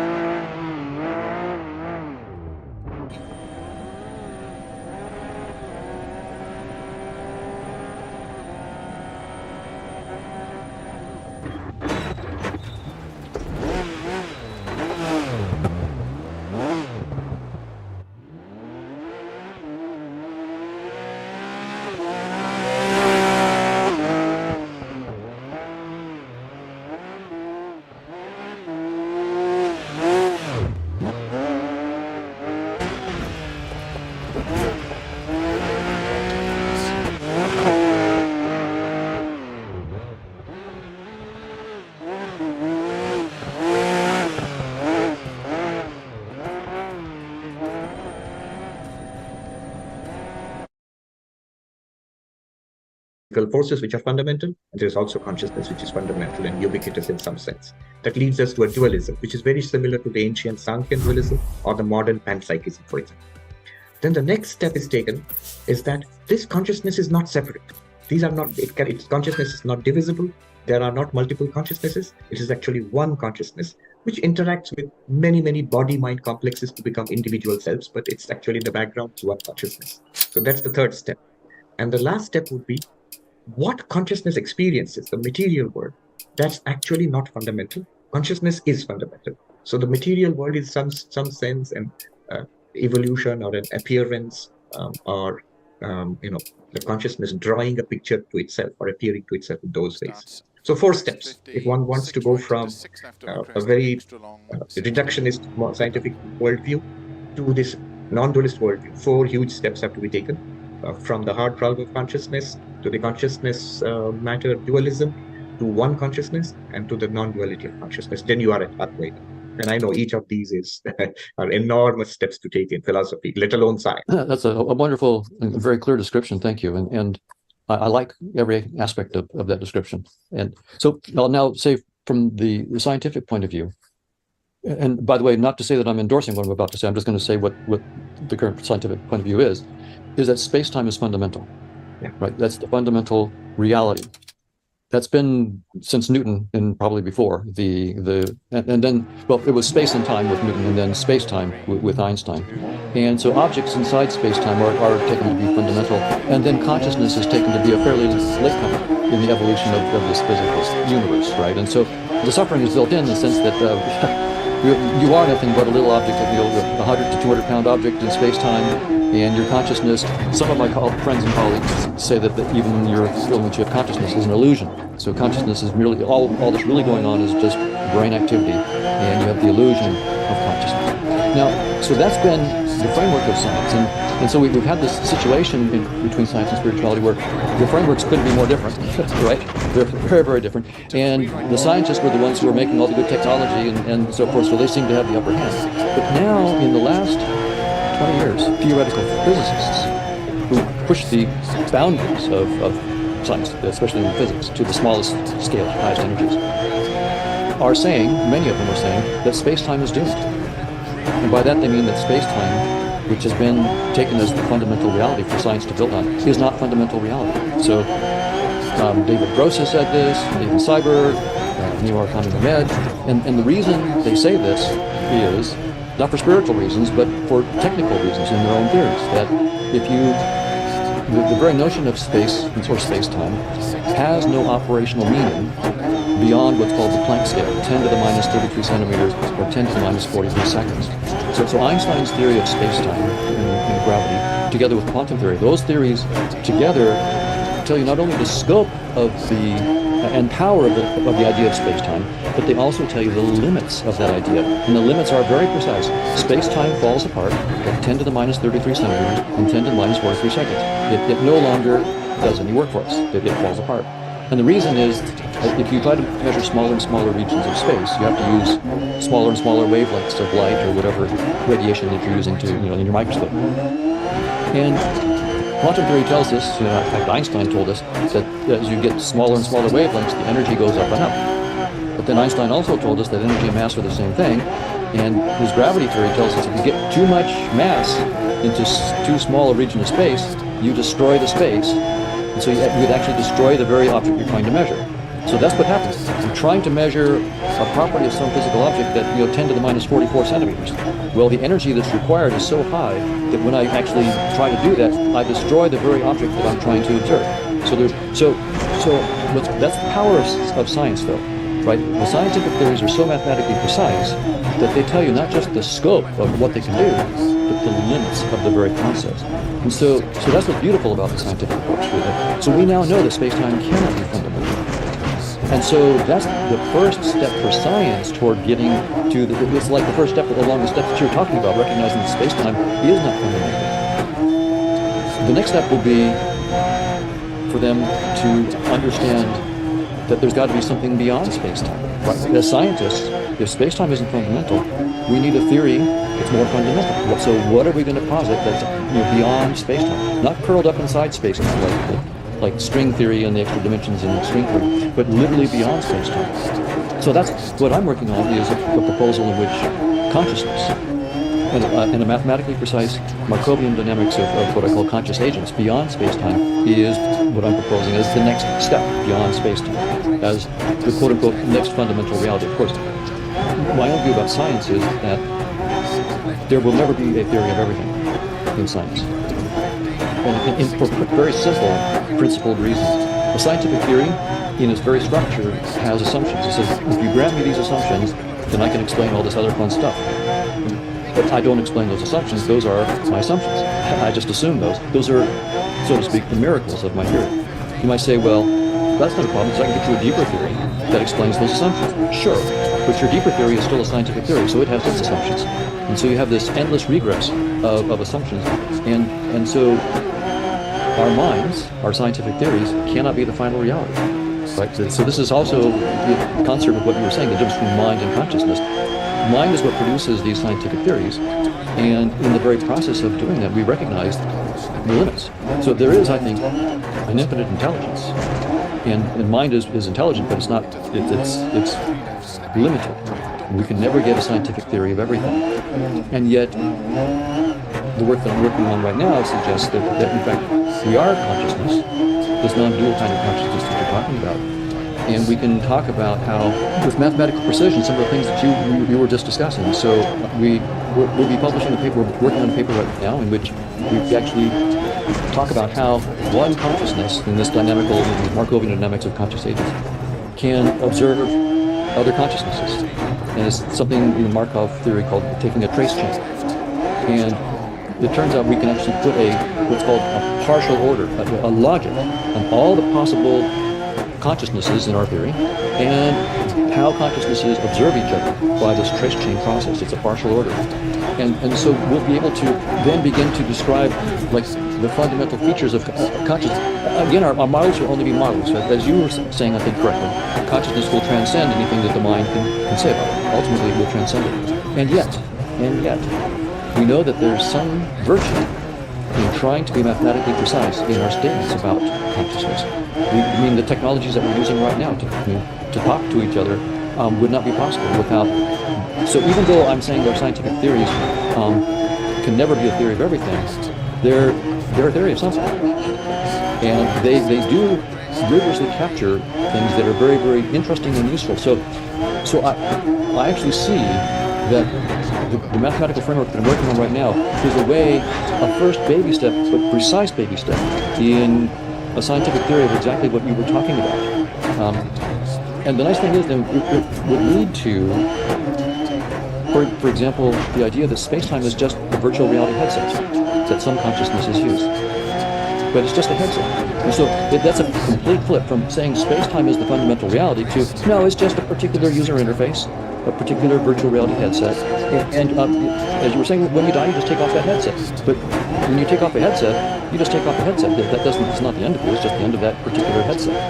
So I think that science, it's going to take a while because we're so used to thinking of ourselves as little objects in space-time. But definitely, it's very, very hard for us to think out of that box. But that's where I think science will eventually, kicking or screaming, scientists will be dragged by the logic of their own theories to recognize that space-time is not fundamental, space-time is doomed, and that consciousness is fundamental and space-time is just a headset.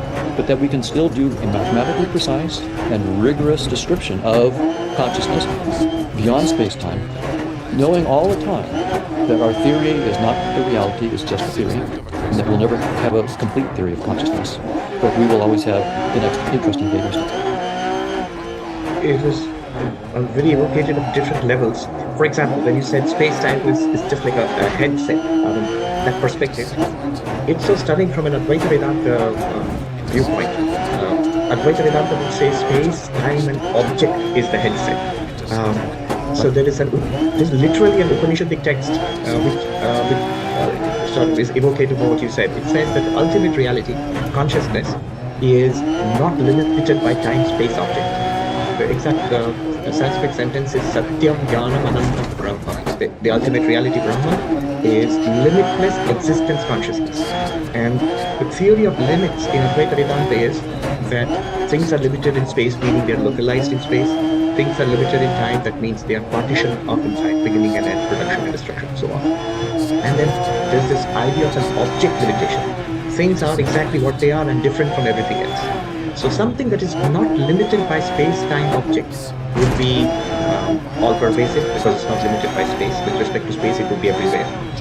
It would be eternal, because with respect to time, it would be eternal, though it's not in time.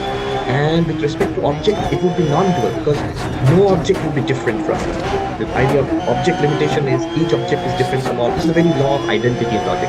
Everything is identical to itself and different from everything else. And Advaita disagrees. It says reality is actually that in which all objects are one with that, and it's not different from any object. So yeah, that would be the idea of ultimate reality in Advaita Vedanta. So yeah, but stepping back one step, what would be from our perspective, from a spiritual, from a Vedantic perspective, our view of science? So one traditional perspective has been that, it's not necessary as far as enlightenment is concerned, freedom is concerned. These are all complete systems, so you practice this, take up this worldview and practice this, and you'll be free, and you'll be free of suffering. But I don't agree with that for two reasons. First is because there are clearly multiple schools of thought. I may think, as I do, that Advaita Vedanta is the cat's whiskers, but I cannot deny there are very powerful schools of thought with different points of view on the same subject of enlightenment and freedom from suffering. There are multiple Buddhist schools of thought. There are other Hindu schools of thought. So that's one reason.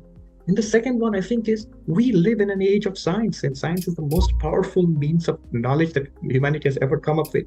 It would not be wise to ignore science from even a spiritual perspective. I know that His Holiness the Dalai Lama is firmly on this side of scientific investigation of whatever religion claims.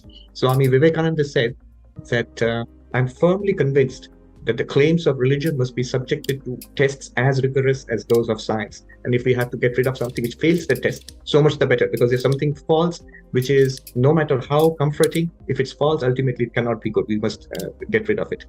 I think we are all part of this age, and we cannot take anything ultimately very seriously unless it is endorsed with or put in the language of reason and science.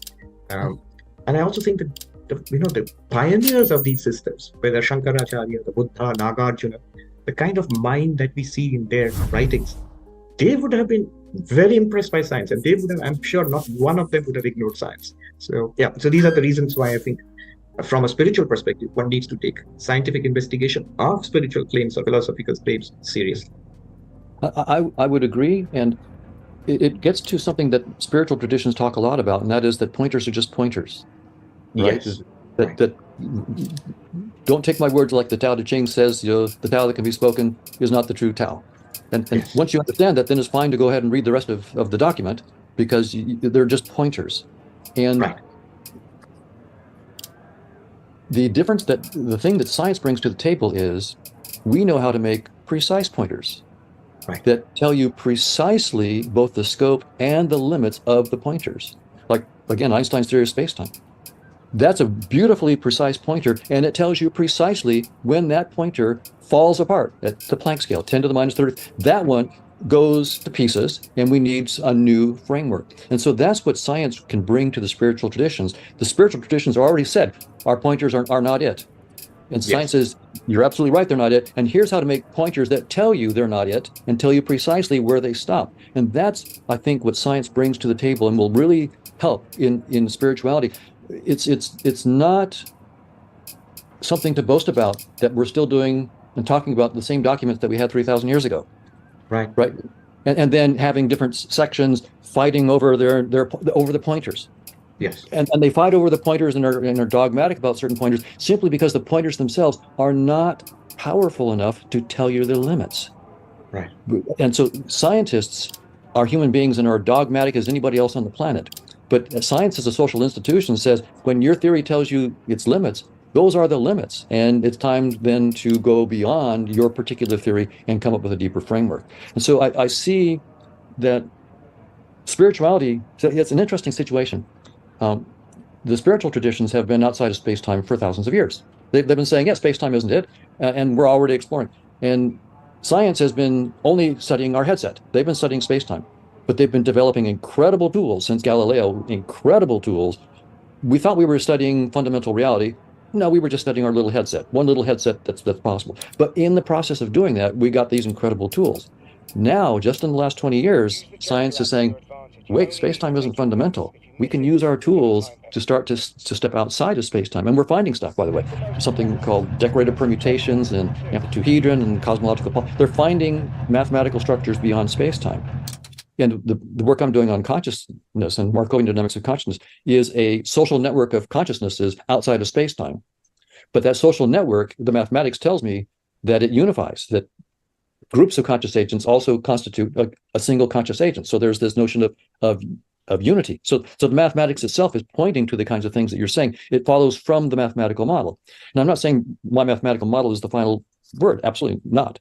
But it's a rigorous baby step outside of space-time in the direction that Advaita Vedanta and other groups are saying, that of consciousness being fundamental. So I see a rapprochement coming, and not just a rapprochement, but actually a synergy between the tools of science and the beautiful insights of the spiritual traditions looking outside of space-time, and both will be enriched, and both will be surprised, and both will have new things that they learn and things that they have to give up in the process.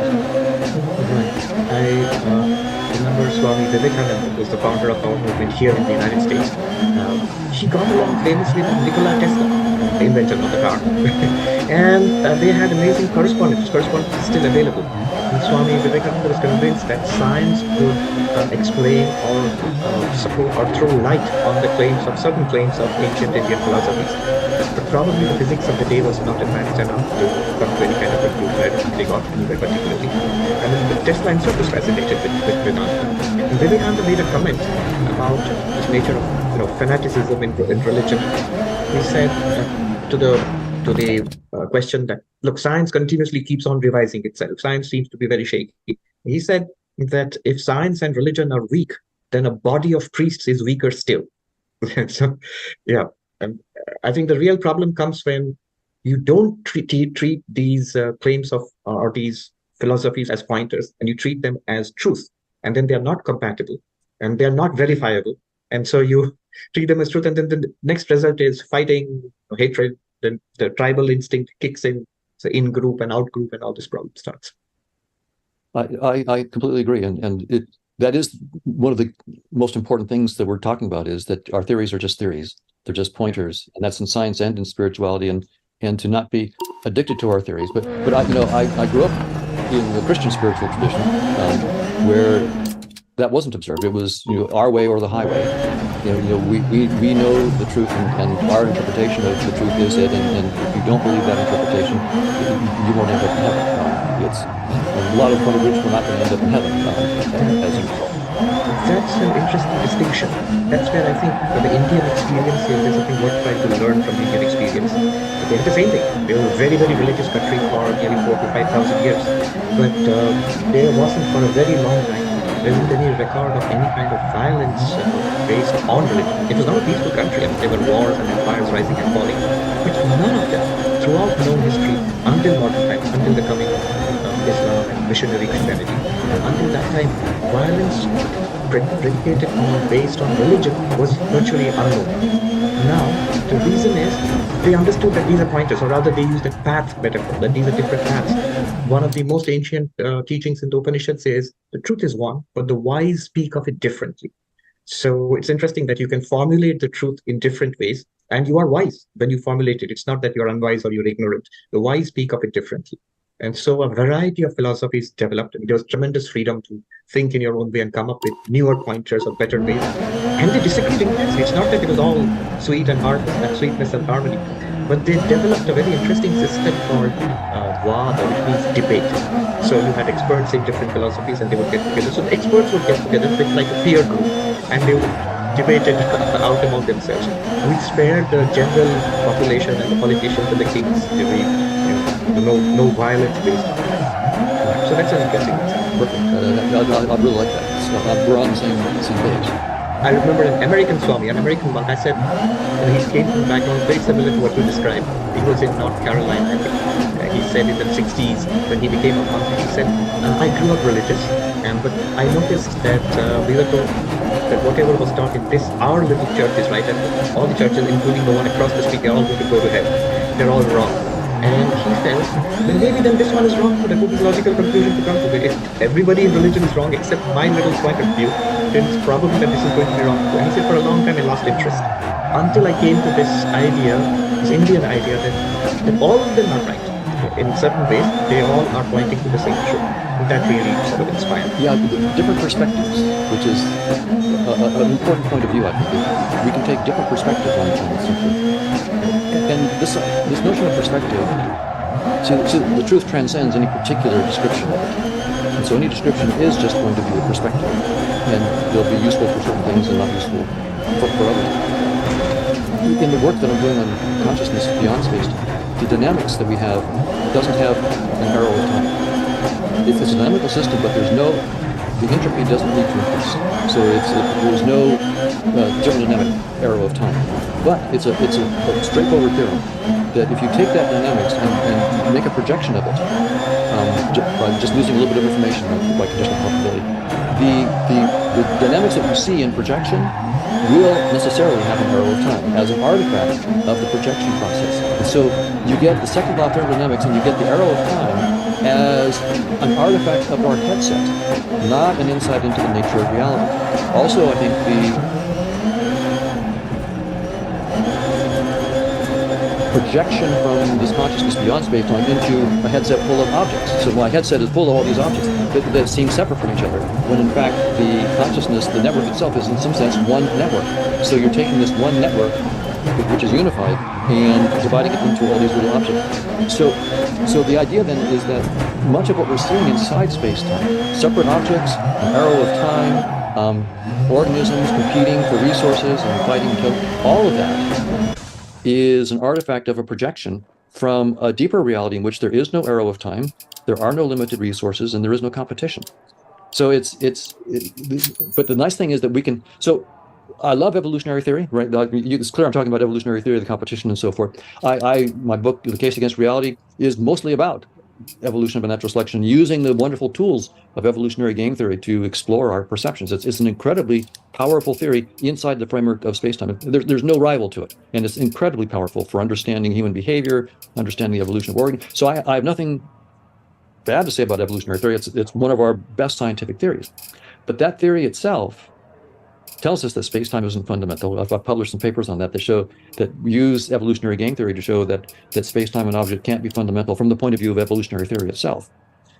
And so what we have to do instead is to think about evolution as a scientific theory that's wonderful in the context of a certain projection, but it's not true of the deeper reality, say, of a network of conscious agents. And this will be true of all of our scientific theories. They're true in a projection.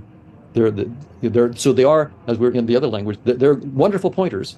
They're nice, precise pointers in a particular description of this deeper reality, but they're not the final reality. And I do want to raise a question that comes out of this science and spirituality interaction, and that is, if there is this one deep consciousness, but just the one, when you talk about the final non-dual, as a scientist, of course, I'm going to ask, so why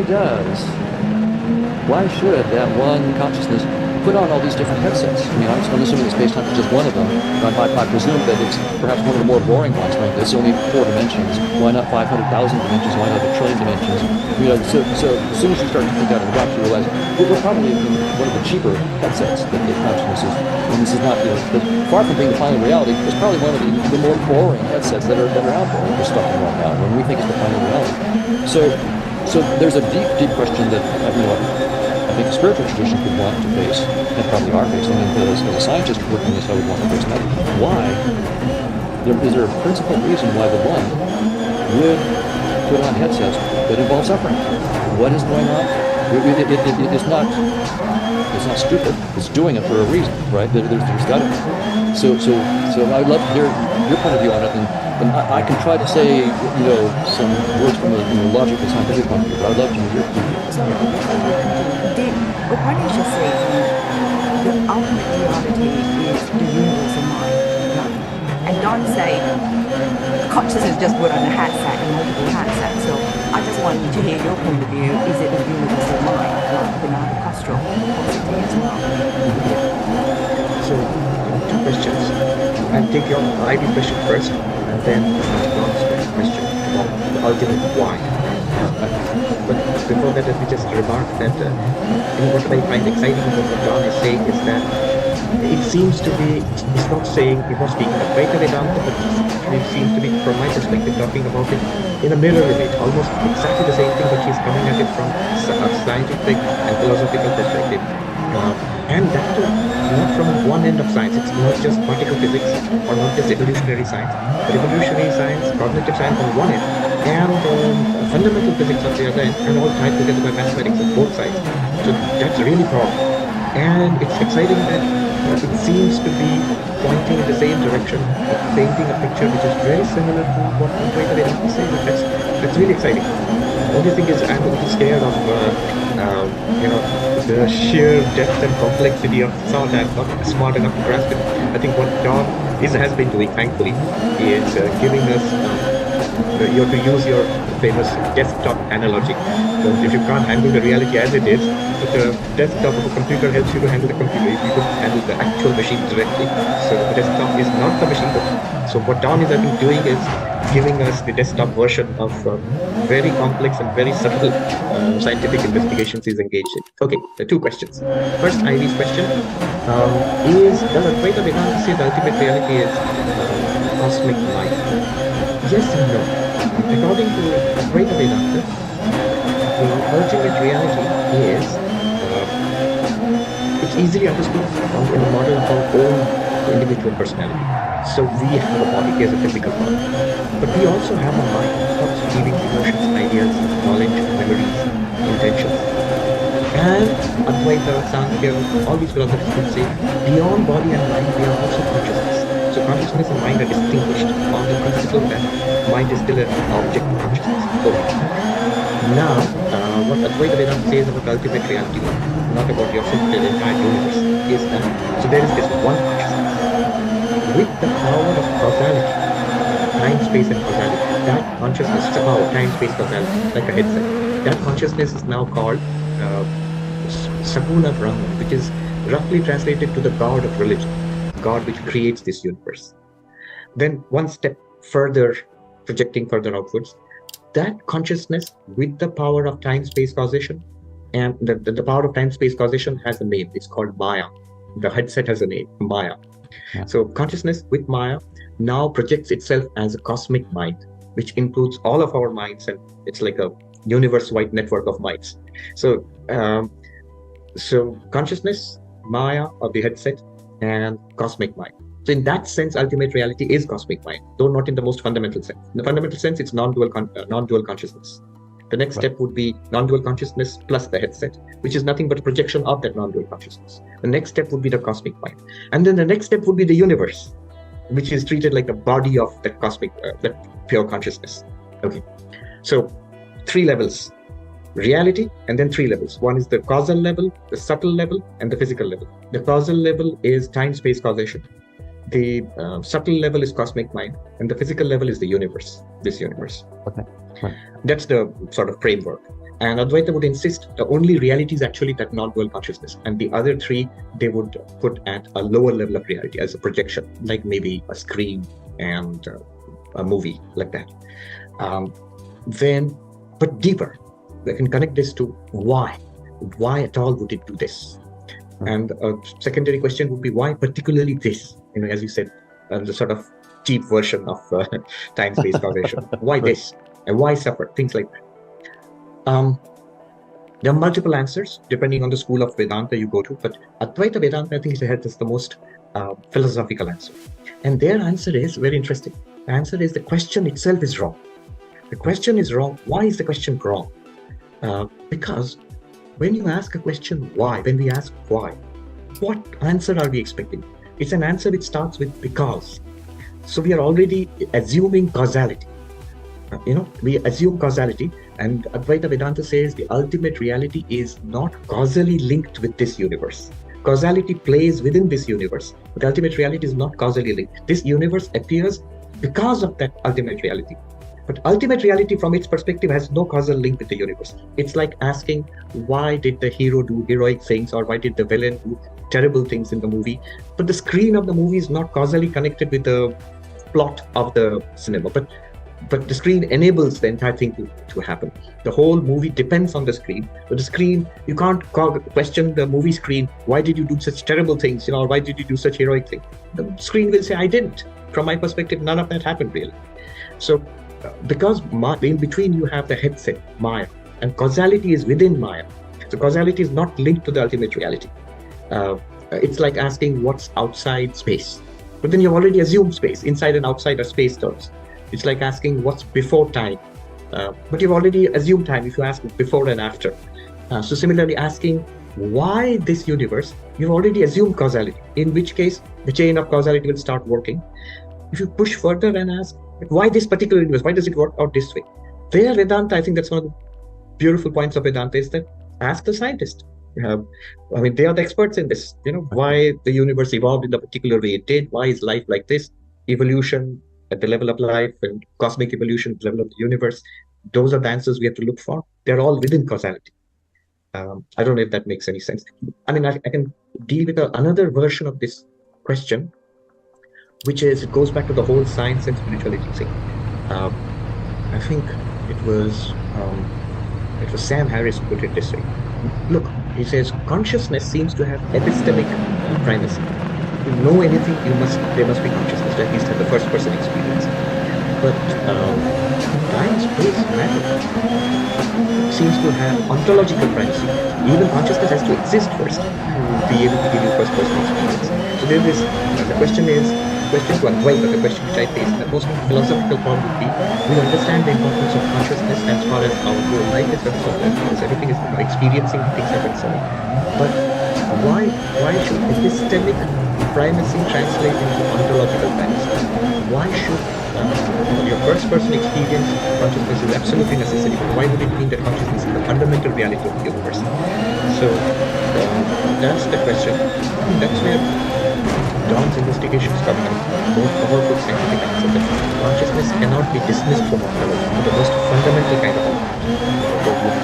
The non-dual consciousness being the fundamental reality, there's a concomitant of that in our theory of conscious agents, where we have to write down what's called a probability space. Before we can even have a Markovian dynamics where there are actual experiences or thoughts or anything, we have to write down what we call a probability space structure. And so that sort of is the mathematical representation of this non-dual consciousness. There is no experience, there are no thoughts, there are no mind. There's just this potential for all of that. But the potential is its own thing. It's not a particular mind, it's not a particular thought. It's just when we first wrote down the theory, I didn't even think about that aspect of it. I knew I just had to write down a probability space, but I wrote it down, didn't even think about it, and went on to study the dynamics of it. But it was years later that I went back to it. So what is that probability space by itself? And I realized it's pointing to something that the spiritual traditions call this non-dual fundamental reality. So we get some pointers. I'm not saying again that this pointer is the right pointer or the final pointer, but it's an interesting pointer to. We can use the pointer of non-dual fundamental reality, that's one pointer to point to it. Or we can say probability space prior to any particular thoughts or experiences popping up on the probability space. And that's another pointer that gives us some technical tools that we can start to use to explore, as long as we recognize that the tools are just tools and not the final reality, right? So as long as we recognize in our science that we fundamentally we're deeply ignorant. Right? No description can ever be it by a long shot, and yet we can have better descriptions, more precise descriptions. And so in that humble spirit is offering these mathematical. But then in terms of the deep question about why would the non-dual project itself into a particular headset and have suffering and so forth, I agree that trying to use notions of causality is a category error in some sense when you're dealing with that question. But you could also ask, instead of causal, could I ask this as a logical question, not a causal question, but a logical question? And so the kind of logical statement, there are two directions that we might explore. One might be, if as I heard one spiritual teacher say, if everything were green, then green would be meaningless. Right? In some sense, the only way to know is by contrasts. So the non-dual, maybe just one logical direction we might be interested in, just for the non-dual to know itself as non-dual, it needs to plunge itself into duality and experience suffering, which is the identification with the duality. And then the gradual process of letting go of the duality, which is very painful and hard, but ultimately, and that whole process is essential for the non-dual to really deeply understand itself as non-dual. It had to go through the suffering otherwise you can't. So again, I'm not saying I'm right. I'm just saying that that's an interesting logical direction that could be explored. And there may be other.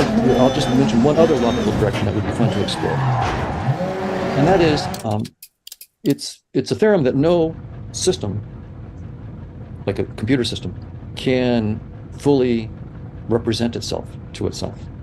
So if I have a computer system and I want it to, quote unquote, understand itself, it would have to build a model of itself. Well, in the very process of building a model of itself, it's become more complicated. So now it's got a more complicated entity that needs to model. So it's going to build a more complicated model. You see, we get into an regress. So this is again a kind of logical, not causal, but logical argument.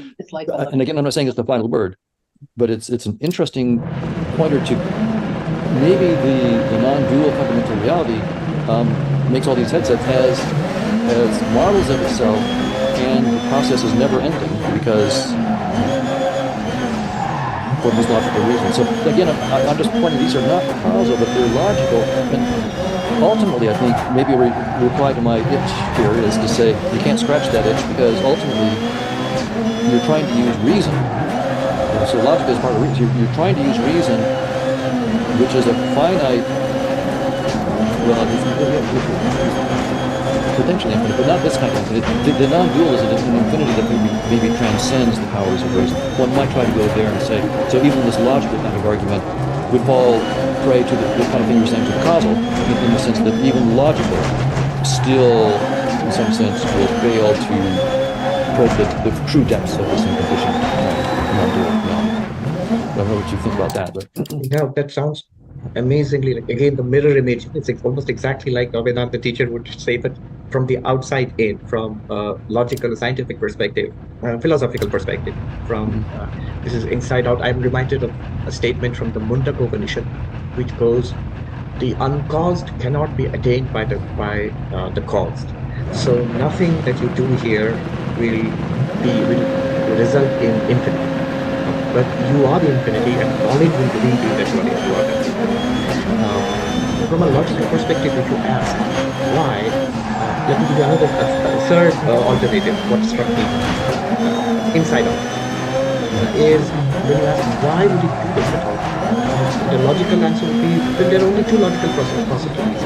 Either it remains as the non-dual absolute and projects nothing at all, or remains as the non-dual absolute and projects this something, projects something. And it's doing both. If you look at our own personal experiences, in waking and dreaming, we experience all things. In deep sleep, we have a blankness. And that is now projected to the cosmic level. So the ancient Hindu idea of the cycle of the cosmos.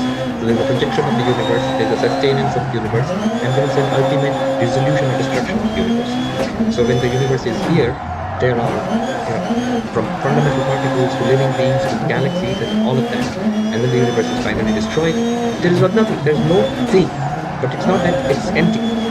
It's that ultimate reality is still there, empty of projection. And then the projection starts all over again. My point here is there are logically strictly only two possibilities. To the question, why is there something rather than nothing? Well, both are presented here. Something is presented sometimes and nothing is presented other times. And what could the ultimate reality do except these two logical possibilities, presenting both anyway?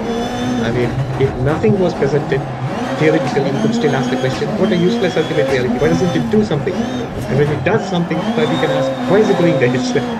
So logically, only two things are possible, and both are being presented. Presentation of something to consciousness and presentation of nothing to consciousness.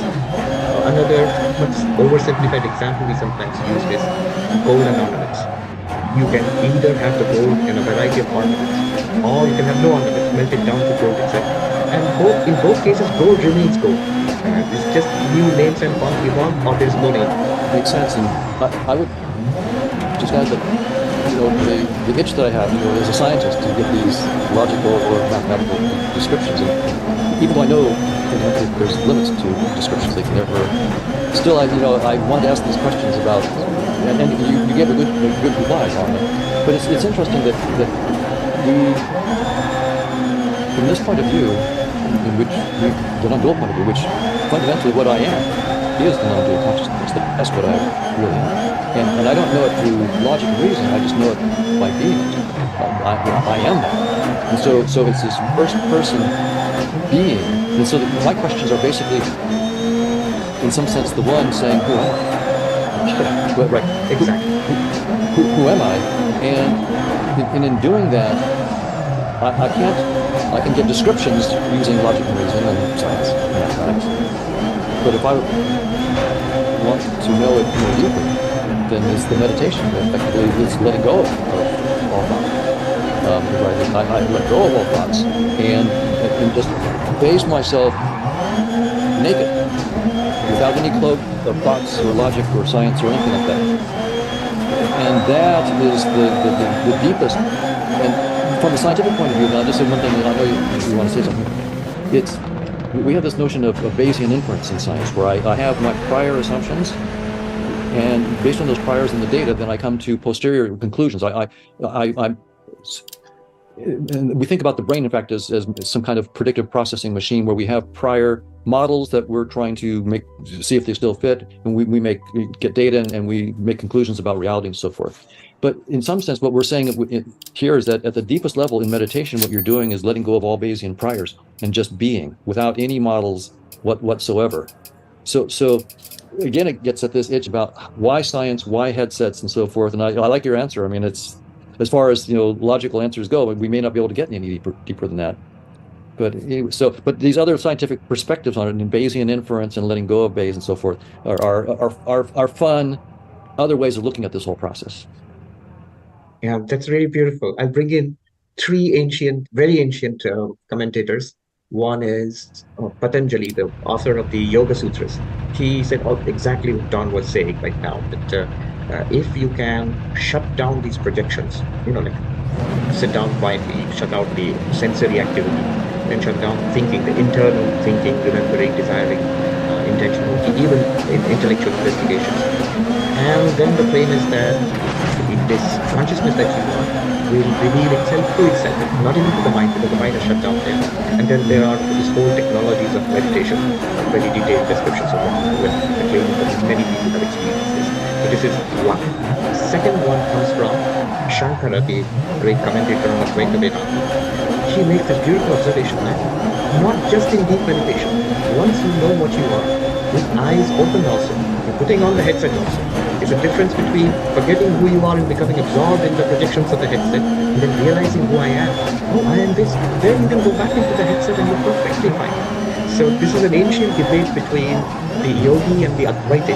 The yogi says, wipe it out, settle down, stay there. And the Advaita says, once you have recognized what you are, through this inquiry and meditation, then when you open your eyes also, it's perfectly all right. You can be in the middle of the projection, you can live your life as this enlightened, liberated being.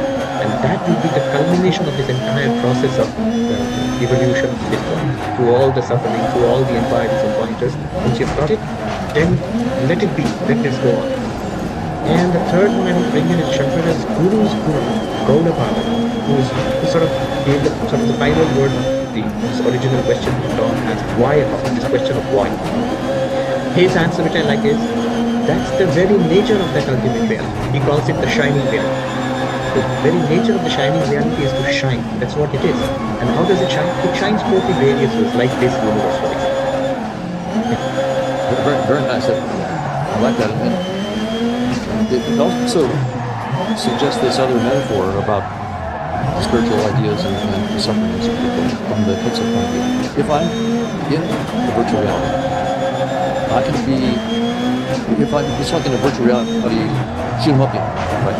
If I'm identified with my avatar in the game, I'm going to be quite scared because I'm identified with that, and things are happening inside that game that could destroy my avatar. Since I'm identified with that as me, I'm not relaxed. I'm suffering. But if I am in the game and I know it's a game and the avatar is just an avatar, and I'm not identified with it, then I can enjoy the game, as you were saying, and I can participate and I can learn in the game. And so, in some sense, from this metaphor point of view, the spiritual traditions are just telling us, recognize that this is your body, just an avatar in the headset, and that's not Absolutely. The avatar, in fact, is an ancient Sanskrit word. It means the descent of the non-dual consciousness into individual sentient human beings. So, literally that. And there's one distinction. In a traditional dualistic religion, avatar would be only the descent of God, the God of religion, into human form. But in non-duality, in Advaita, all of us are avatars. We are all the manifestations of our real nature being non-dual consciousness, and our avatar nature being these forms and these activities. That's right. Then I would agree with your conclusion that once we recognize that doesn't mean we throw off the headset. It means now we can live for as long as we're supposed to within the headset, but with a different consciousness about the whole experience and learning something. Absolutely. That makes sense. And one more angle of this perspective is, there are these two approaches in religion, extending the headset analogy further. If, as a religious teacher, one makes claims about the contents, the projections in the headset, then one, entirely on the basis of an ancient text or some belief system, then one runs headlong into the work of science, and then this clash starts.